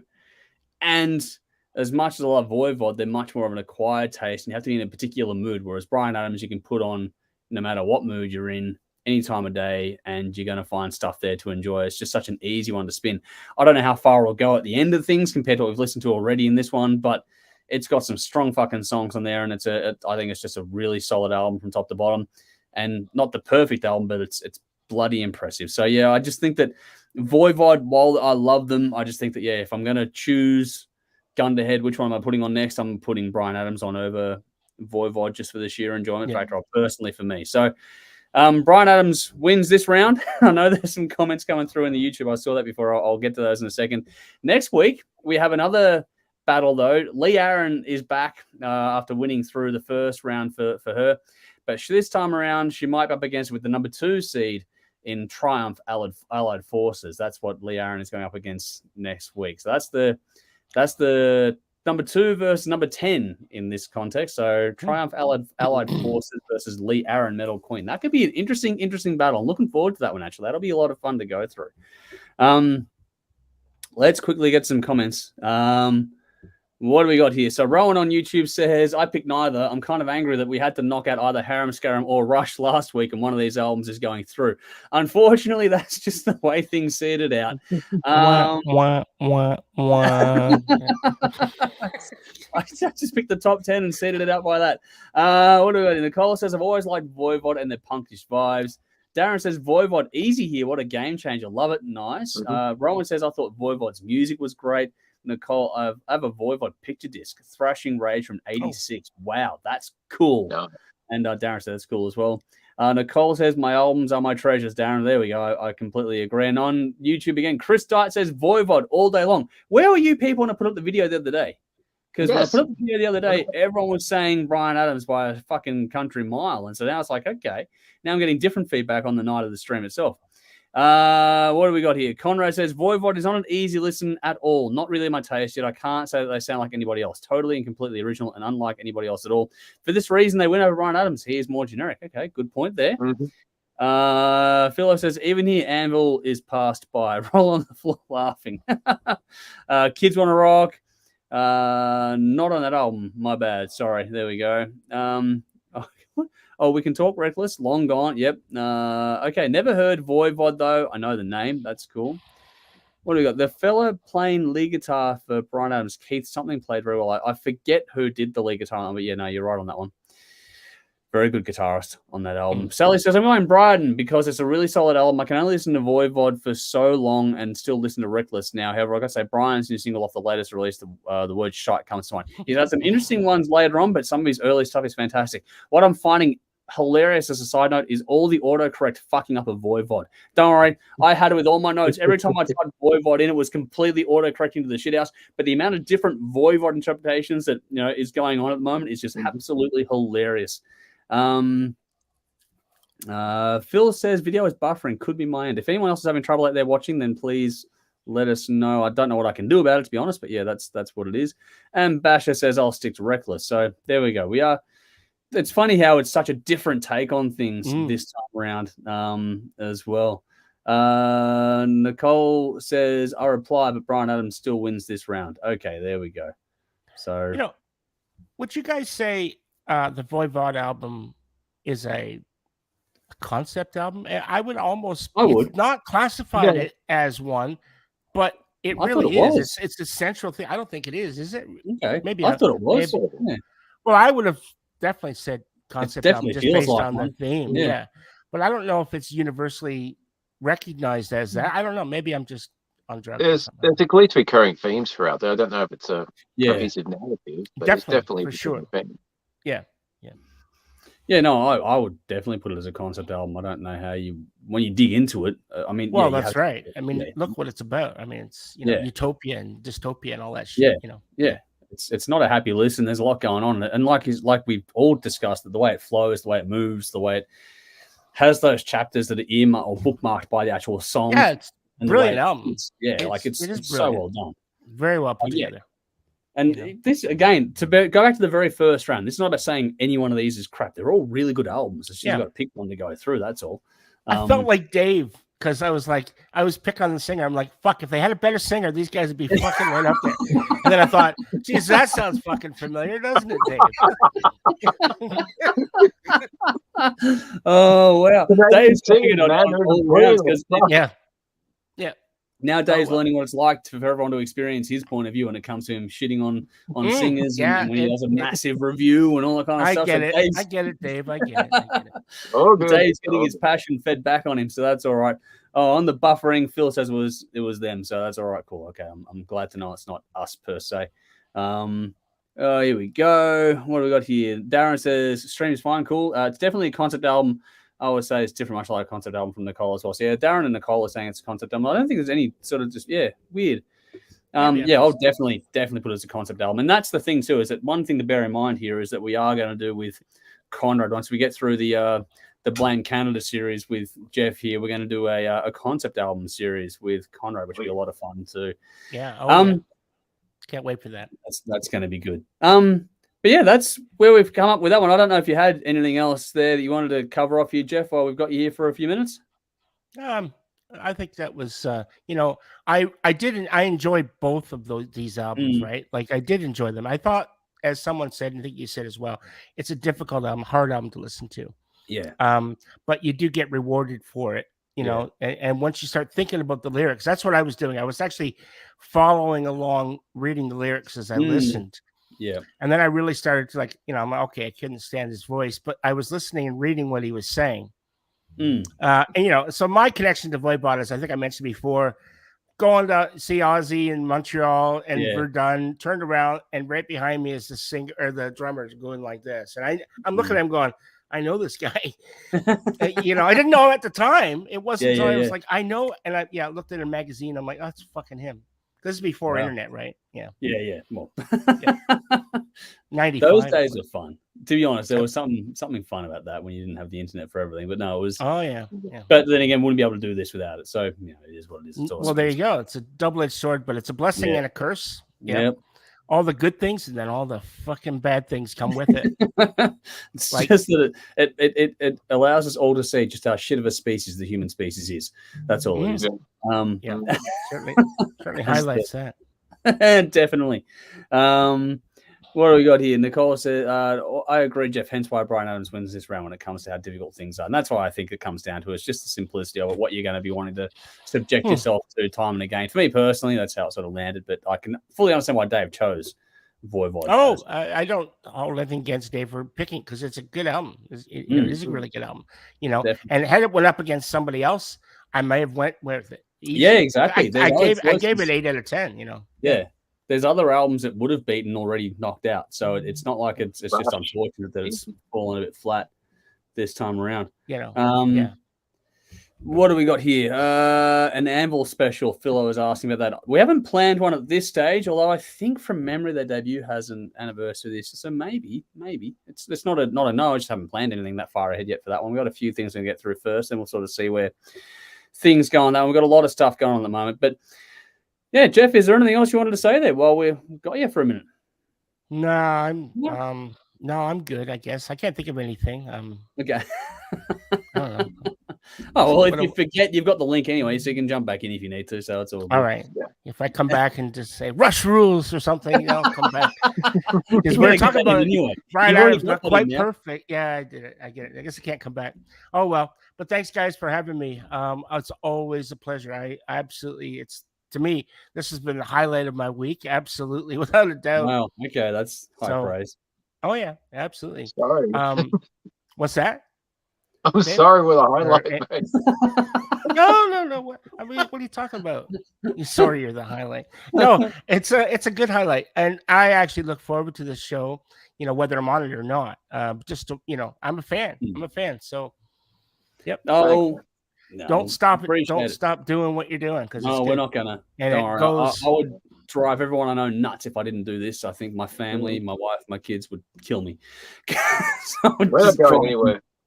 If I couldn't talk to you people about music, I'd be standing outside schools and buildings saying, "Listen to this CD." Get myself arrested. Yeah, just don't do it in a trench coat. You might get away with it, Dave. But if you've got a trench coat on, by the way, Dave, that's a fucking awesome shirt you're wearing. That's a great shirt. Thank you, my man. That is a good one. It is a good one. That's a good shirt. Great album. Awesome. I heard they're coming soon this year. I don't know when. There are strong rumors that they're coming down here. Because I watched an interview with Blackie, and he said they were definitely coming to Australia, but there's no dates or anything yet. No, nothing yet. I haven't heard anything. If they come with Armored Saint, that'd be fucking great. Oh, that wouldn't it? Fantastic. Yeah, I definitely would go see that for sure. Mm-hmm. So I got Striper coming up. Yep. Yeah, that's coming soon as well. Striper. Yeah, Dave's favorite. But Nicole says thanks for everything you're doing as well, Jeff. So you're getting some love there from the comments too, which is good to see. I very much appreciate that. Thank you. And thank you for the comments before, and we do love having you on. So it's a lot of fun. Your insights are good. So it's really fun to get this one through as well with the Canadian stuff. We've got more to do with you as well coming up in the near future too for the TV things as well. So there's more coming. Don't worry. Yeah. We'll have some fun with this one. But yeah, I think that's it for now. Dave and I got a couple of other things to get through tonight before we get on out of here ourselves. We just want to give a big thank you to Jeff once again for jumping in, and I'm assuming we'll see you again same time next week. Yeah. Hey, I'm not working till 9 next week, so I'll be on with bells on. Literally, if you want. Yeah. That's entirely up to you, mate. Yeah, it's funny talk about bells, right? Because my mom. Yeah. Actual bells. No, my mother, God rest her soul, I guess, if you want to go there. She was a bell collector. She collected bells. Oh, wow. And when she passed away, my brother was like, what am I going to do with all these bells? And I know. I said, exactly. You need to put them in fucking boxes and ship them to me. So he did. So I have her collection. It's like 200 bells that she collected over. I think she was bell collectors. You go to different levels, like this ding dong. I think she was a ding-a-ling. Once she got to 200 bells, she was classified as a ding-a-ling. Wow. Okay. But so I could literally come here with bells. I had bells. Christmas must be fun at your house. Oh yeah. Yeah. My flatmate's like, what's that sound? I didn't hear anything. It's the reindeer on the roof. Look up on the roof. Yeah, exactly. Yeah. It all happens here. All right. Well, anyway, I don't want to. We're so having a bell party at Jeff's place. Oh yeah. Bell. Now, and another album that's celebrating its anniversary this year is Tubular Bells. So there we go. Mike Oldfield. Wow. Yeah, that's one. Wow, that's a good. Well, it's an interesting album. It's an interesting album. Yeah. Important, but very important. Yeah. I like it. Yeah, it's a good one. All right. Alrighty. On Thanks that note, me. no worries at all. We'll see you again next week, Jeff. Looking forward to it for the next round. If you'll have me, I'll be here.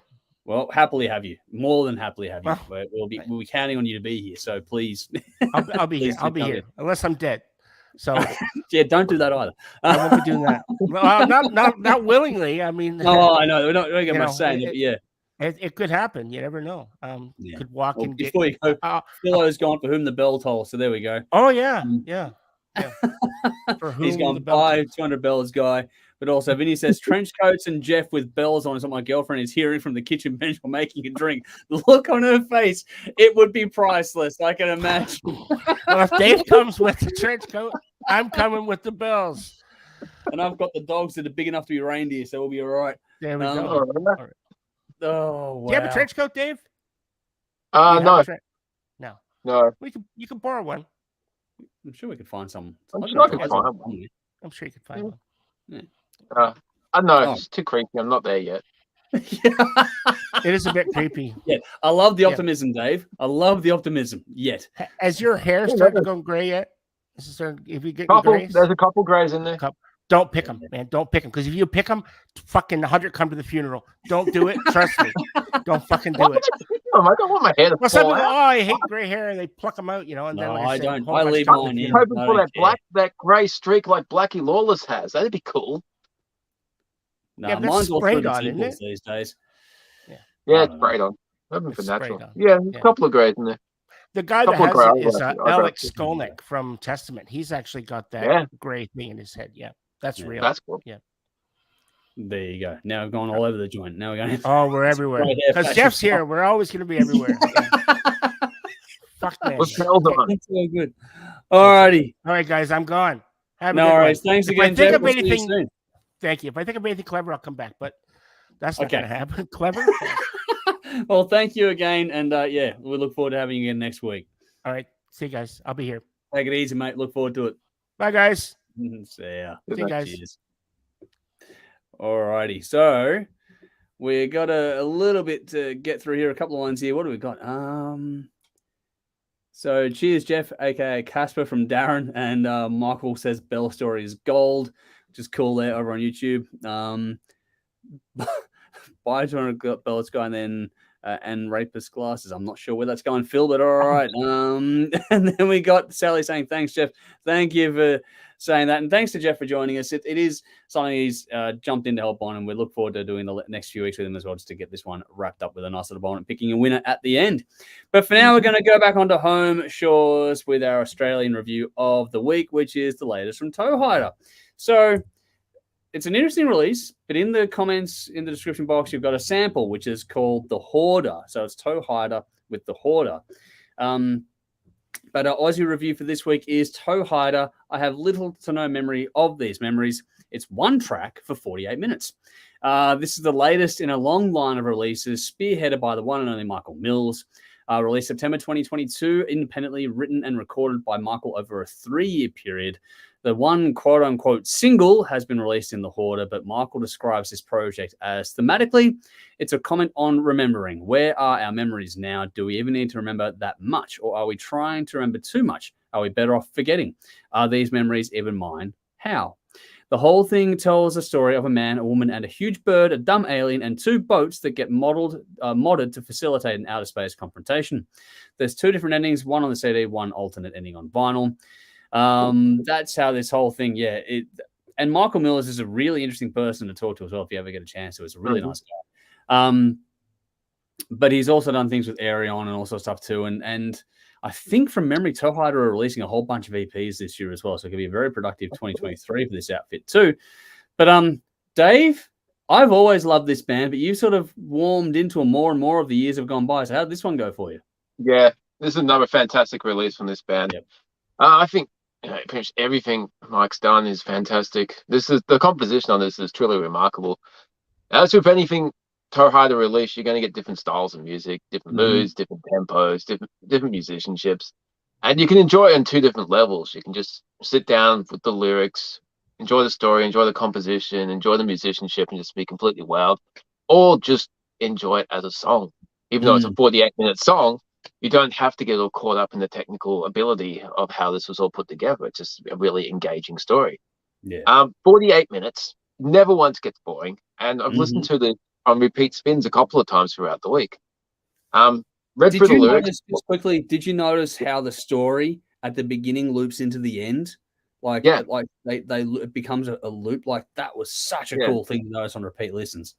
That's right. When you mentioned the alternative ending on the vinyl, I'd be curious to hear what he does with that. Because, yeah, I don't know, but it just sets up really well. It starts in one place, ends up in some place completely different, and it's got this quirkiness and quirky humor, and it's just nobody does stuff like this.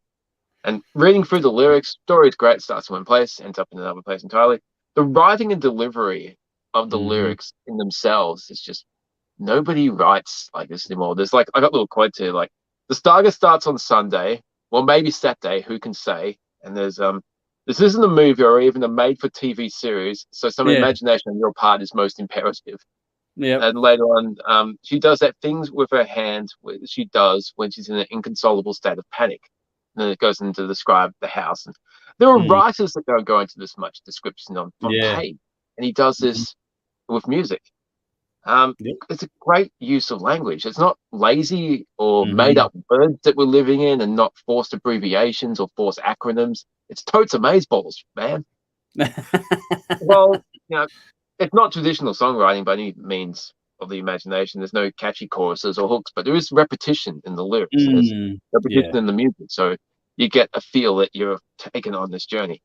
A lot of different styles of music. You have everything from like aggressive growling metal to like basic prog rock, and there's some 80s action adventure stuff in there. That sounds like that was fantastic.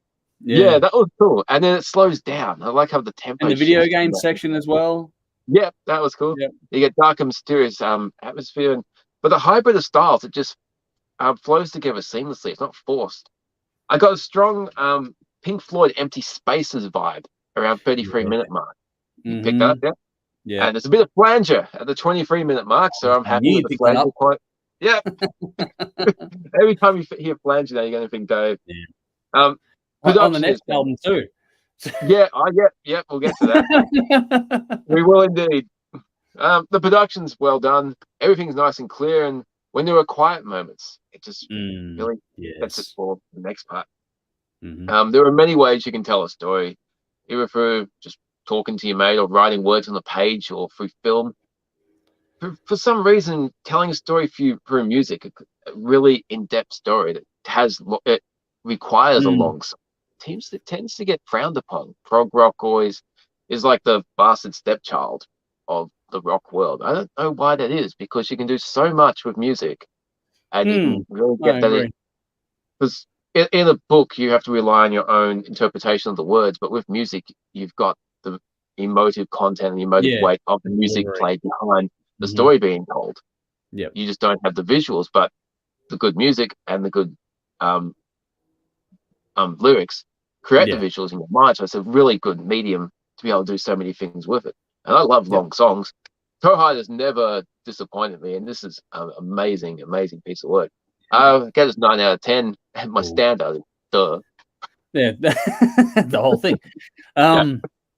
So that's the only thing. That's the only downside, isn't it? No, I really enjoyed this one too. As with anything from Michael Mills, Toehider, whatever you want to do, anything that he does, it's the word ambitious only scratches the surface. What's really cool, like I said, that the whole feedback loop at the beginning and end of the story on the CD version of it all is just really cool. It's very clever, and it just shows you that the amount of detail that went into this one is just phenomenal to take in. Right from the start, the production is just super impressive on this. You can see why it took so long to do, 3 years or whatever it was, because it was just such a ridiculous amount of detail between the storytelling, which you covered off wonderfully, but the production alone, just the amount of layering, the detail in there, doing all of that and making it so cohesive when it just could have fallen apart. Just wow. I mean, great tones, great balance across this. The panning is just off the fucking wall. How often panning is used and how dramatic it is and how it just adds to the listen on this one. This is an education in using, the studio to enhance the songs and the storytelling. The narrative is really helped along by the production trickery, which is just really, really nice. Vocals from Michael Mills are, as always, impressive. The amount of harmonies on this is absolutely fucking nuts.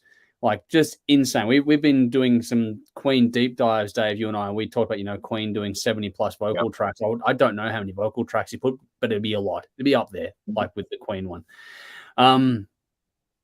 Just nuts. I mean, his ability to be a vocalist and multi-instrumentalist is just second to none. And there's a reason he's been handpicked for numerous works now by Ian Lucassen, who I have a lot of respect and admiration for as well. Fantastic solos. The performances across this are stunning as well. Again, remembering it's a one-man band, literally. You've mentioned that the lyrics, the storytelling are fantastic. It's one hell of a journey. You don't want it to end. That's the thing. You mentioned it's so easy to repeat spin. I completely agree, because you just don't want it to end. It's just so good.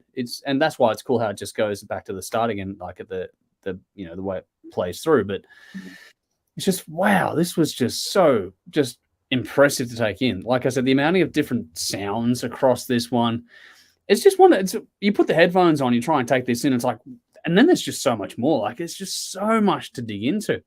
It's a deep dive one, because every time you listen to it, you're going to pick up on something different. There's so much to appreciate. There's ear candy all over it. But the tempo changes, the shifts in the mood and the tone of it all, like the use of space across this one. The composition, along with the lyrics, the composition is just such a big part of the telling the story, and he's done such a good job with this one. The way it moves through the chapters of the story is so smooth, great execution in all ways across this one. But the way this builds and then descends, builds the tension and then has the release, it's just so amazing. There are so many payoffs across this 48-minute listen. The high spots and the troughs are just fantastic, and it makes the whole thing work so well. It's just so well put together. But all in all, it's built around prog and that. But there's something so unique about this. You cannot put Toehider into a neat little box, quote unquote. It will never, ever work. That little single, The Hoarder, is a good little snapshot. But overall, this is something you need to listen to fully. You mentioned having different things you get in here, having different modes and moods and that. And I mentioned the video game part of it as well. There's just so much going on in this. There's great riffs, great melodies. It's beautiful. It's not tame at the same time. There's some genuine beauty, but you mentioned the growling part in there as well. There's a lot of aggression in this too. And those little pockets of aggression do serve this one really, really well. There's some darker moments too, to load with a bit of extra drama. This is the definition of a one-man band, but my God, it's so well done. Against that dark spot, you got these upbeat, the 80s thing you mentioned as well. This whole thing, the way those things counterpoint, the growling and dark and aggressive stuff versus the video game era stuff and the 80s feel of things and the upbeat, happy stuff. It's just such a wonderful contrast. This thing just moves through so much in a 48-minute listen. It's just crazy. And there's this, about the 30-minute mark for me, there's that whole really chunky groove-based moment. And then you got the tape sound and that in there as well. Like, there's just so much going on. It's so much, again, attention to detail. It's just like, what the hell is going on? It's unlike anything else out there. You've got to give this band a go, and this is as good a place to start as any of these guys. I'm never disappointed by Toehider. If anything, I'm constantly blown away by how this just keeps being so amazing. You keep waiting for the drop off, and it never ever comes. If anything, it only gets better as the years go on, which is just something else to say about it. So this is one of those ones you have to check out for yourself. You can't really take someone else's word for it because there's so much going on. But I'm glad Dave loved it, because I did as well. I gave this one a 9.5 out of 10. Obviously, the whole damn thing is impressive. It's just like, the only thing I wish for was like a cheat sheet of what chapter starts where on the thing. So what could sort of make it out of it. So yeah, absolutely phenomenal release. I hope that everyone out there checks it out, because Michael Mills is a talent unlike any other out there. So I just think I think the world of the bloke, to be honest. I think it's fantastic what he does. Alrighty. What do we got here? So Kilnor says, Killenor says 12 and 12 EPs in 12 months released on his Patreon. First one drops in the next 24 hours. Oh, there we go. There's good timing. Wow. Thank you, cool. Killenor. Rowan says, this is my favorite album from 22. I remember that. And went straight to my top 10 of all-time albums, along with the other 30 albums in my top 10. Well, yeah, you can never have just 10 in your top 10. Killenor says, public release in 3 months. So, okay, I'm looking forward to that one. Awesome. Darren says, a lot to take in. There are so many different styles. And Rowan also says 10 out of 10 for them. So there we go. Philo says, Toehider, very jazzy feel to the song, not bad at all. Vinny says, Toehider really lends to my old ear as well. Sort of darkness-esque. That's a good point as well, the vocals. Going to give this epic track a spin. Thanks, lads. No, you're more than welcome. I hope you enjoy it. Cool. And Sally says, it's very clever. They're clearly worth more than one listen. Definitely. And if once you get hooked on one, you will want to go back and check out the rest of their stuff. It's absolutely phenomenal. Alrighty. Classic album time, Patreon choice time, and we're going to go to something entirely different now again, as we do every week. This is Exciter. And in the link in the comments and in the description is the title track for this one. So it's Exciter, heavy metal. We did mention the word flange before. Dave's going to get excited in a moment because we're going to get stuck into it. Exciter with heavy metal maniac. 9 tracks, 38 minutes, the debut album from the Canadian band. Nice theme this week. Released August 1983 via Shrapnel Records, produced by John Bellatros at the Dungeon Studios in Quebec. Not a heap of other info on this one, aside from it being reissued in 2005 by Megaforce Records. The album is turning 40 this year, and it's the Patreon choice of the week, as always. So check out our Patreon page to get involved in the voting for these ones as we go through things. For those on Patreon, yes, I know I've got to take care of some things, but it is coming this weekend, so stay tuned. So, Dave, flanger? Yes, there is flanger on the album, on the title track. An excessive amount. I know. I mean, I like flanger, but they just turned the dial way the fuck up. And I thought, yeah, this is cool. It is probably the most standout song on the album, and because that flanger really gives it a pop. Yeah, it jumps. Yeah. I've never heard this band before. Haven't heard this album, obviously. If I never heard the band, it's pretty good. It's they can certainly play. They can play fast. The solos are impressive. Lots of dexterity there, but a lot of the songs don't really have that extra thing on top that make them pop, except for the flanger on the title track, which is why that I always go for the flanger anyway, but that one stood out because it was different to the rest of them. Interesting thing about this band, the drummer is actually the singer, and they're only a 3-piece. Yes. So I did a little bit of reading up on them. It's an interesting listen. I listened to it like back to back a few times, and it's a bit more going on than you think. It takes a little bit to get into it. I mean, it took a lot longer than most albums to get into it because the songs are a bit same, but on repeat listen, it's just like, okay, this is traditional old school 80s heavy metal vibe themes and everything. And it's like, but it wasn't cliched back then, so it was kind of fresh. It's just one of those ones that you need to give it a bit more attention than just a casual listen. It's a grower.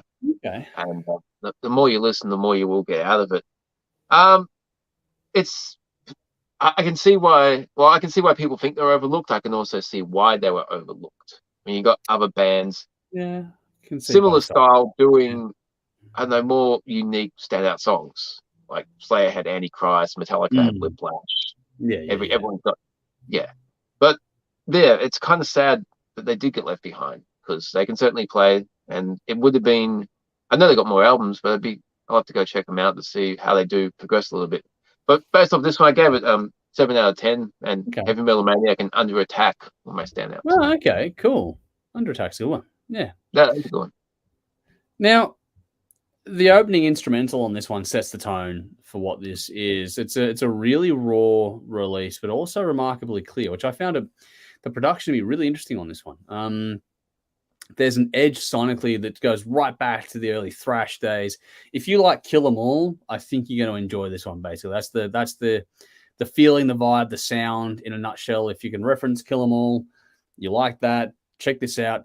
I don't know if it's as good as Kill 'Em All, for example, but it's going to be something that if you enjoy Kill 'Em All, you will definitely like this album. If anything, this one might have a little more depth and detail in the mix, to be honest, of all things, which I find surprising. It's just the energy on Kill 'Em All is a bit different to this one. You mentioned it's a 3-piece, and I found it amazing how much energy there is in this one for a 3-piece. Like, there's a lot going on for this little 3-piece band. A lot going on in there, and that's if you like it up tempo, this one has you covered for sure. The title track, I think, which is the reference track for everyone tonight, is what sums it up so well. There's great riffs and great lead work all over this. It's very much built around the guitar, but nothing here is too complicated because it doesn't need to be. There's some interesting use of effects on this one. I did pick up on the flanger for Dave there, but there's some interesting left and right balance in the panning as well. It's gritty. There's almost this sort of lo-fi quality effect going on as well. It's almost this weird, Like there's almost like a Voivod kind of flavor in there. Not much of one, but it's just that, not a dissonance thing, but it's just that lo-fi effect kind of a thing. But it really works for what this is. It's well done. Because you don't want the polish, you want the intensity, and that's what you get in spades on this kind of music, on this record. There's some good tempo changes across this one. It's not all speed metal, although that's the main thing for them. Tracks like Iron Dogs really do bring some dynamics to this one. It's a shorter album overall, but the way the drums and the bass really anchor this one, that helps a lot, but especially on tracks like Iron Dogs. I did enjoy that part of it there. And while I said it's not complicated, there is some great intricacy across this one. The composition, the use of tempo, the dynamics in this one, and as the way it works within the songs, and then flows into the album overall. There's a bit there to take in when you actually sit down with it and focus on it for a bit. They've got a sneaky little hook element in their songs too, which is a pleasant surprise when you start thinking about it. They know just what parts of their songs to repeat and just how long to do it for. So it becomes an earworm effect, but it doesn't become tiring or taxing, or it's like, oh, I can move on from that part. They just do it just right, which is really clever. From a debut as well. That's really good. Under Attack. I'm glad you mentioned that track, because I got a bit of a Motorhead vibe out of that one, just the way the drums kick off at the start. Yeah. Double kick going off. I thought that was really cool.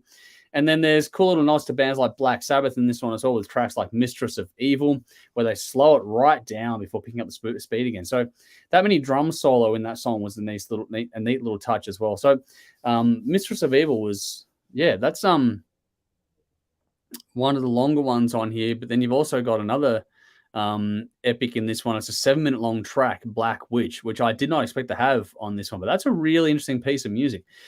While I have some, minor questions about the pure singing talent for this sort of music, you don't need it. It's just one of those things you sort of, pick up on it as you go through. But it's a nice touch of a slower song that's more, leaning into that clean, clear, melodic vocal style. But for all that said, even though I'm nitpicking a little bit, melody is not what you're going for with an album like this. You want the energy, you want the intensity, you want the riffs, you want the leads, you want the drums going off, you want all that sort of stuff. You want to feel the energy and the intensity, and you got that in spades on this one. The closing track, Cry the Banshee, brings it all home really nicely, the way it wraps it all in a bow. This isn't a band like you, Dave, that I spent really any time on at all. I've heard the name and checked out a few things, but not like this. And it's a cool little album. I said early on, if you like Kill 'Em All, you're going to enjoy this one. But if you're into that era of metal, that early 80s era of the speed metal kind of thing, then you're going to really get into this. And I reckon if you haven't checked it out, you really should check it out, especially if you're fan of that sort of stuff. It's just good thrash or speed metal. It's just hard to believe came from a 3-piece, to be honest with you. Listen to it back in 83. So I gave it an 8 out of 10. Heavy Metal Maniac, Iron Dogs, and Mistress of Evil were my standouts on this one. Let's check some comments quickly. What do we got? So, Rowan says, back to Toehider for a second. I'm glad you went back and had a look at this. Got a bit lost in the middle of a release flood last year. It did, unfortunately. That's why we're taking some time to go back and do things a bit differently this year. Nicole says, I remember buying this album when it came out. Way to make me feel old when it comes to Jesus Christ, mental blank. I'm doing Exciter. I don't know why I had Striker stuck in my head. I don't know why. Jeff says, my memories are mostly from their next album, Violence and Force. Makes me excited. They were a decent band at the time, but brings back memories of 15-year-old Jeff. We all know what that means. Nicole says, Slayer before Slayer. At least I think they were earlier than Slayer. Ooh. Much of a muchness, I think. Rowan says, don't think I've heard of them. Weird. Cool. All right. Darren says, love this album, Rising from the Dead, Black Witch, Under Attack, and Heavy Metal Maniac. The next album, Violence and Force, is fantastic. So I have to go and check that out, apparently. Okay. Yeah. What do we got here? Philo says, it's hard to believe you guys is upside down to me right now. I do not believe we live on a ball with a little Illuminati. We have some fun with this one. All righty. Is there anything else you want to throw in here, Dave? We're going to start to wrap this up and go to a bin. Yeah. I think we're pretty much done. Hang on. For any horror movie fans out there, I discovered an awesome horror heavy metal movie called Deathgasm. It's from New Zealand. Haven't watched it yet, but I've checked out the preview. I have downloaded it, so that's my Friday night fun. It looks fucking great. Basically, this band of rejects, metal band, they break into this house and find the sheet music that they play, and they summon demons. So it sounds like the story to that the one that the Foo Fighter spin-off thing last year was. Yeah, Studio 666. Yeah, that's it. This looks great. The special effects look fantastic. The blood everywhere. So, yeah, I'll give a review next week. That's my Friday night. Horror and heavy metal. What can go wrong? It can be it'll be fun, I'm sure. Yeah, I showed Julie in the preview. She's like, "That's very you." Which means Jade will be into it next. Yeah, probably. Deathgasm. That's how it works, especially with you and your daughter. All right. Some quick thank yous here. TC, Sonia, Lee, Bell, Conrad, Jeff, Jason, Brendan, 679, Marty, Sam, Trash, Carolyn, Gwyneth, Andrew, Daniel, Man Family, Adam, Darren, and Vinny. Thank you for your support. Thanks for helping out with everything there. Over on Patreon, there's a link to check it out in the description. So if you want to give us a bit of support, that'd be greatly appreciated. We have other things in the works as well. But yeah, if you want to help us out there, that'd be greatly appreciated. Our next stream our next live stream is next week, Thursday night. So make sure you join us, same time and place as always, because we're going to be doing, what happened there? I forget why that didn't copy and paste. All right, I'll have to go back up through. So we have, what was it again? Now I'm fucking losing my Triumph Allied Forces versus Lee Aaron Metal Queen. That's the one we're doing next week. So that'll be a lot of fun. What else have we got to get through here? So we're doing deep cuts on Queen. We're going to film the third and final part this weekend. I'll start releasing those in the very near future as well. We got other stuff in the works as well. So there's a lot going on. It's just a matter of I had to get through the start of the year, and now it's starting to come together for me, which is nice. It just takes a bit to get things going, especially, like I said, there'll be things coming out in the wash over the next few weeks or months that'll make things a bit more clear as to why this year's been a bit of a rougher one behind the scenes. But it's all good. Everything's good. It's just that there's a lot going on. Dave knows about it. It's just fucking nuts for me at the moment. So it's just the way it works.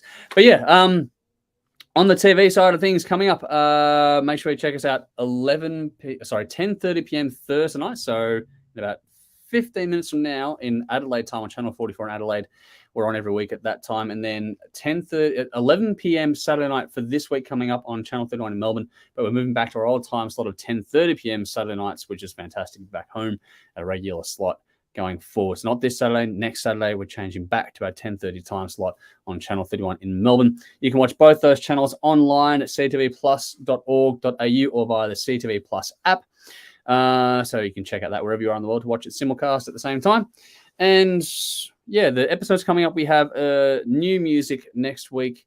Then we have the next episode coming up is actually our Poison and the Cure, I should say. So that's a new metal or not new metal. Basically, Dave hates new metal, so he got to go against it. I like new metal, so I went with new metal. So we're just basically having a little bit of a 1v1 to see which one sort of comes out on top. So I'll get you all to vote next week as it goes, or actually on Saturday night as it goes there, I should say. Then we'll have a new music episode. Then we'll have a celebration of women in rock and metal to go around International Women's Day.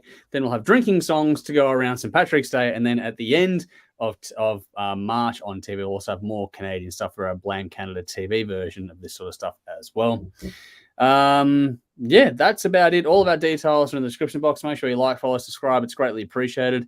If you like what you see, hit the like button or give us a subscribe. That'd be greatly appreciated. If you're checking us out later on, if it's not live, then we appreciate you taking the time to sit with us and hopefully you've enjoyed or do whatever it is you're doing, not just sitting. But yeah, hopefully you've enjoyed our nonsense and our antics. And a big thank you as well to Jeff for always jumping in. While I'm doing thank yous, a big thank you to our sponsors in Squid Ink Screenprinting, Alt-Cvlt Rockstar Finance. Their details, just like ours, are in the description box. So please send them some love, give them a like or a follow. That's greatly appreciated.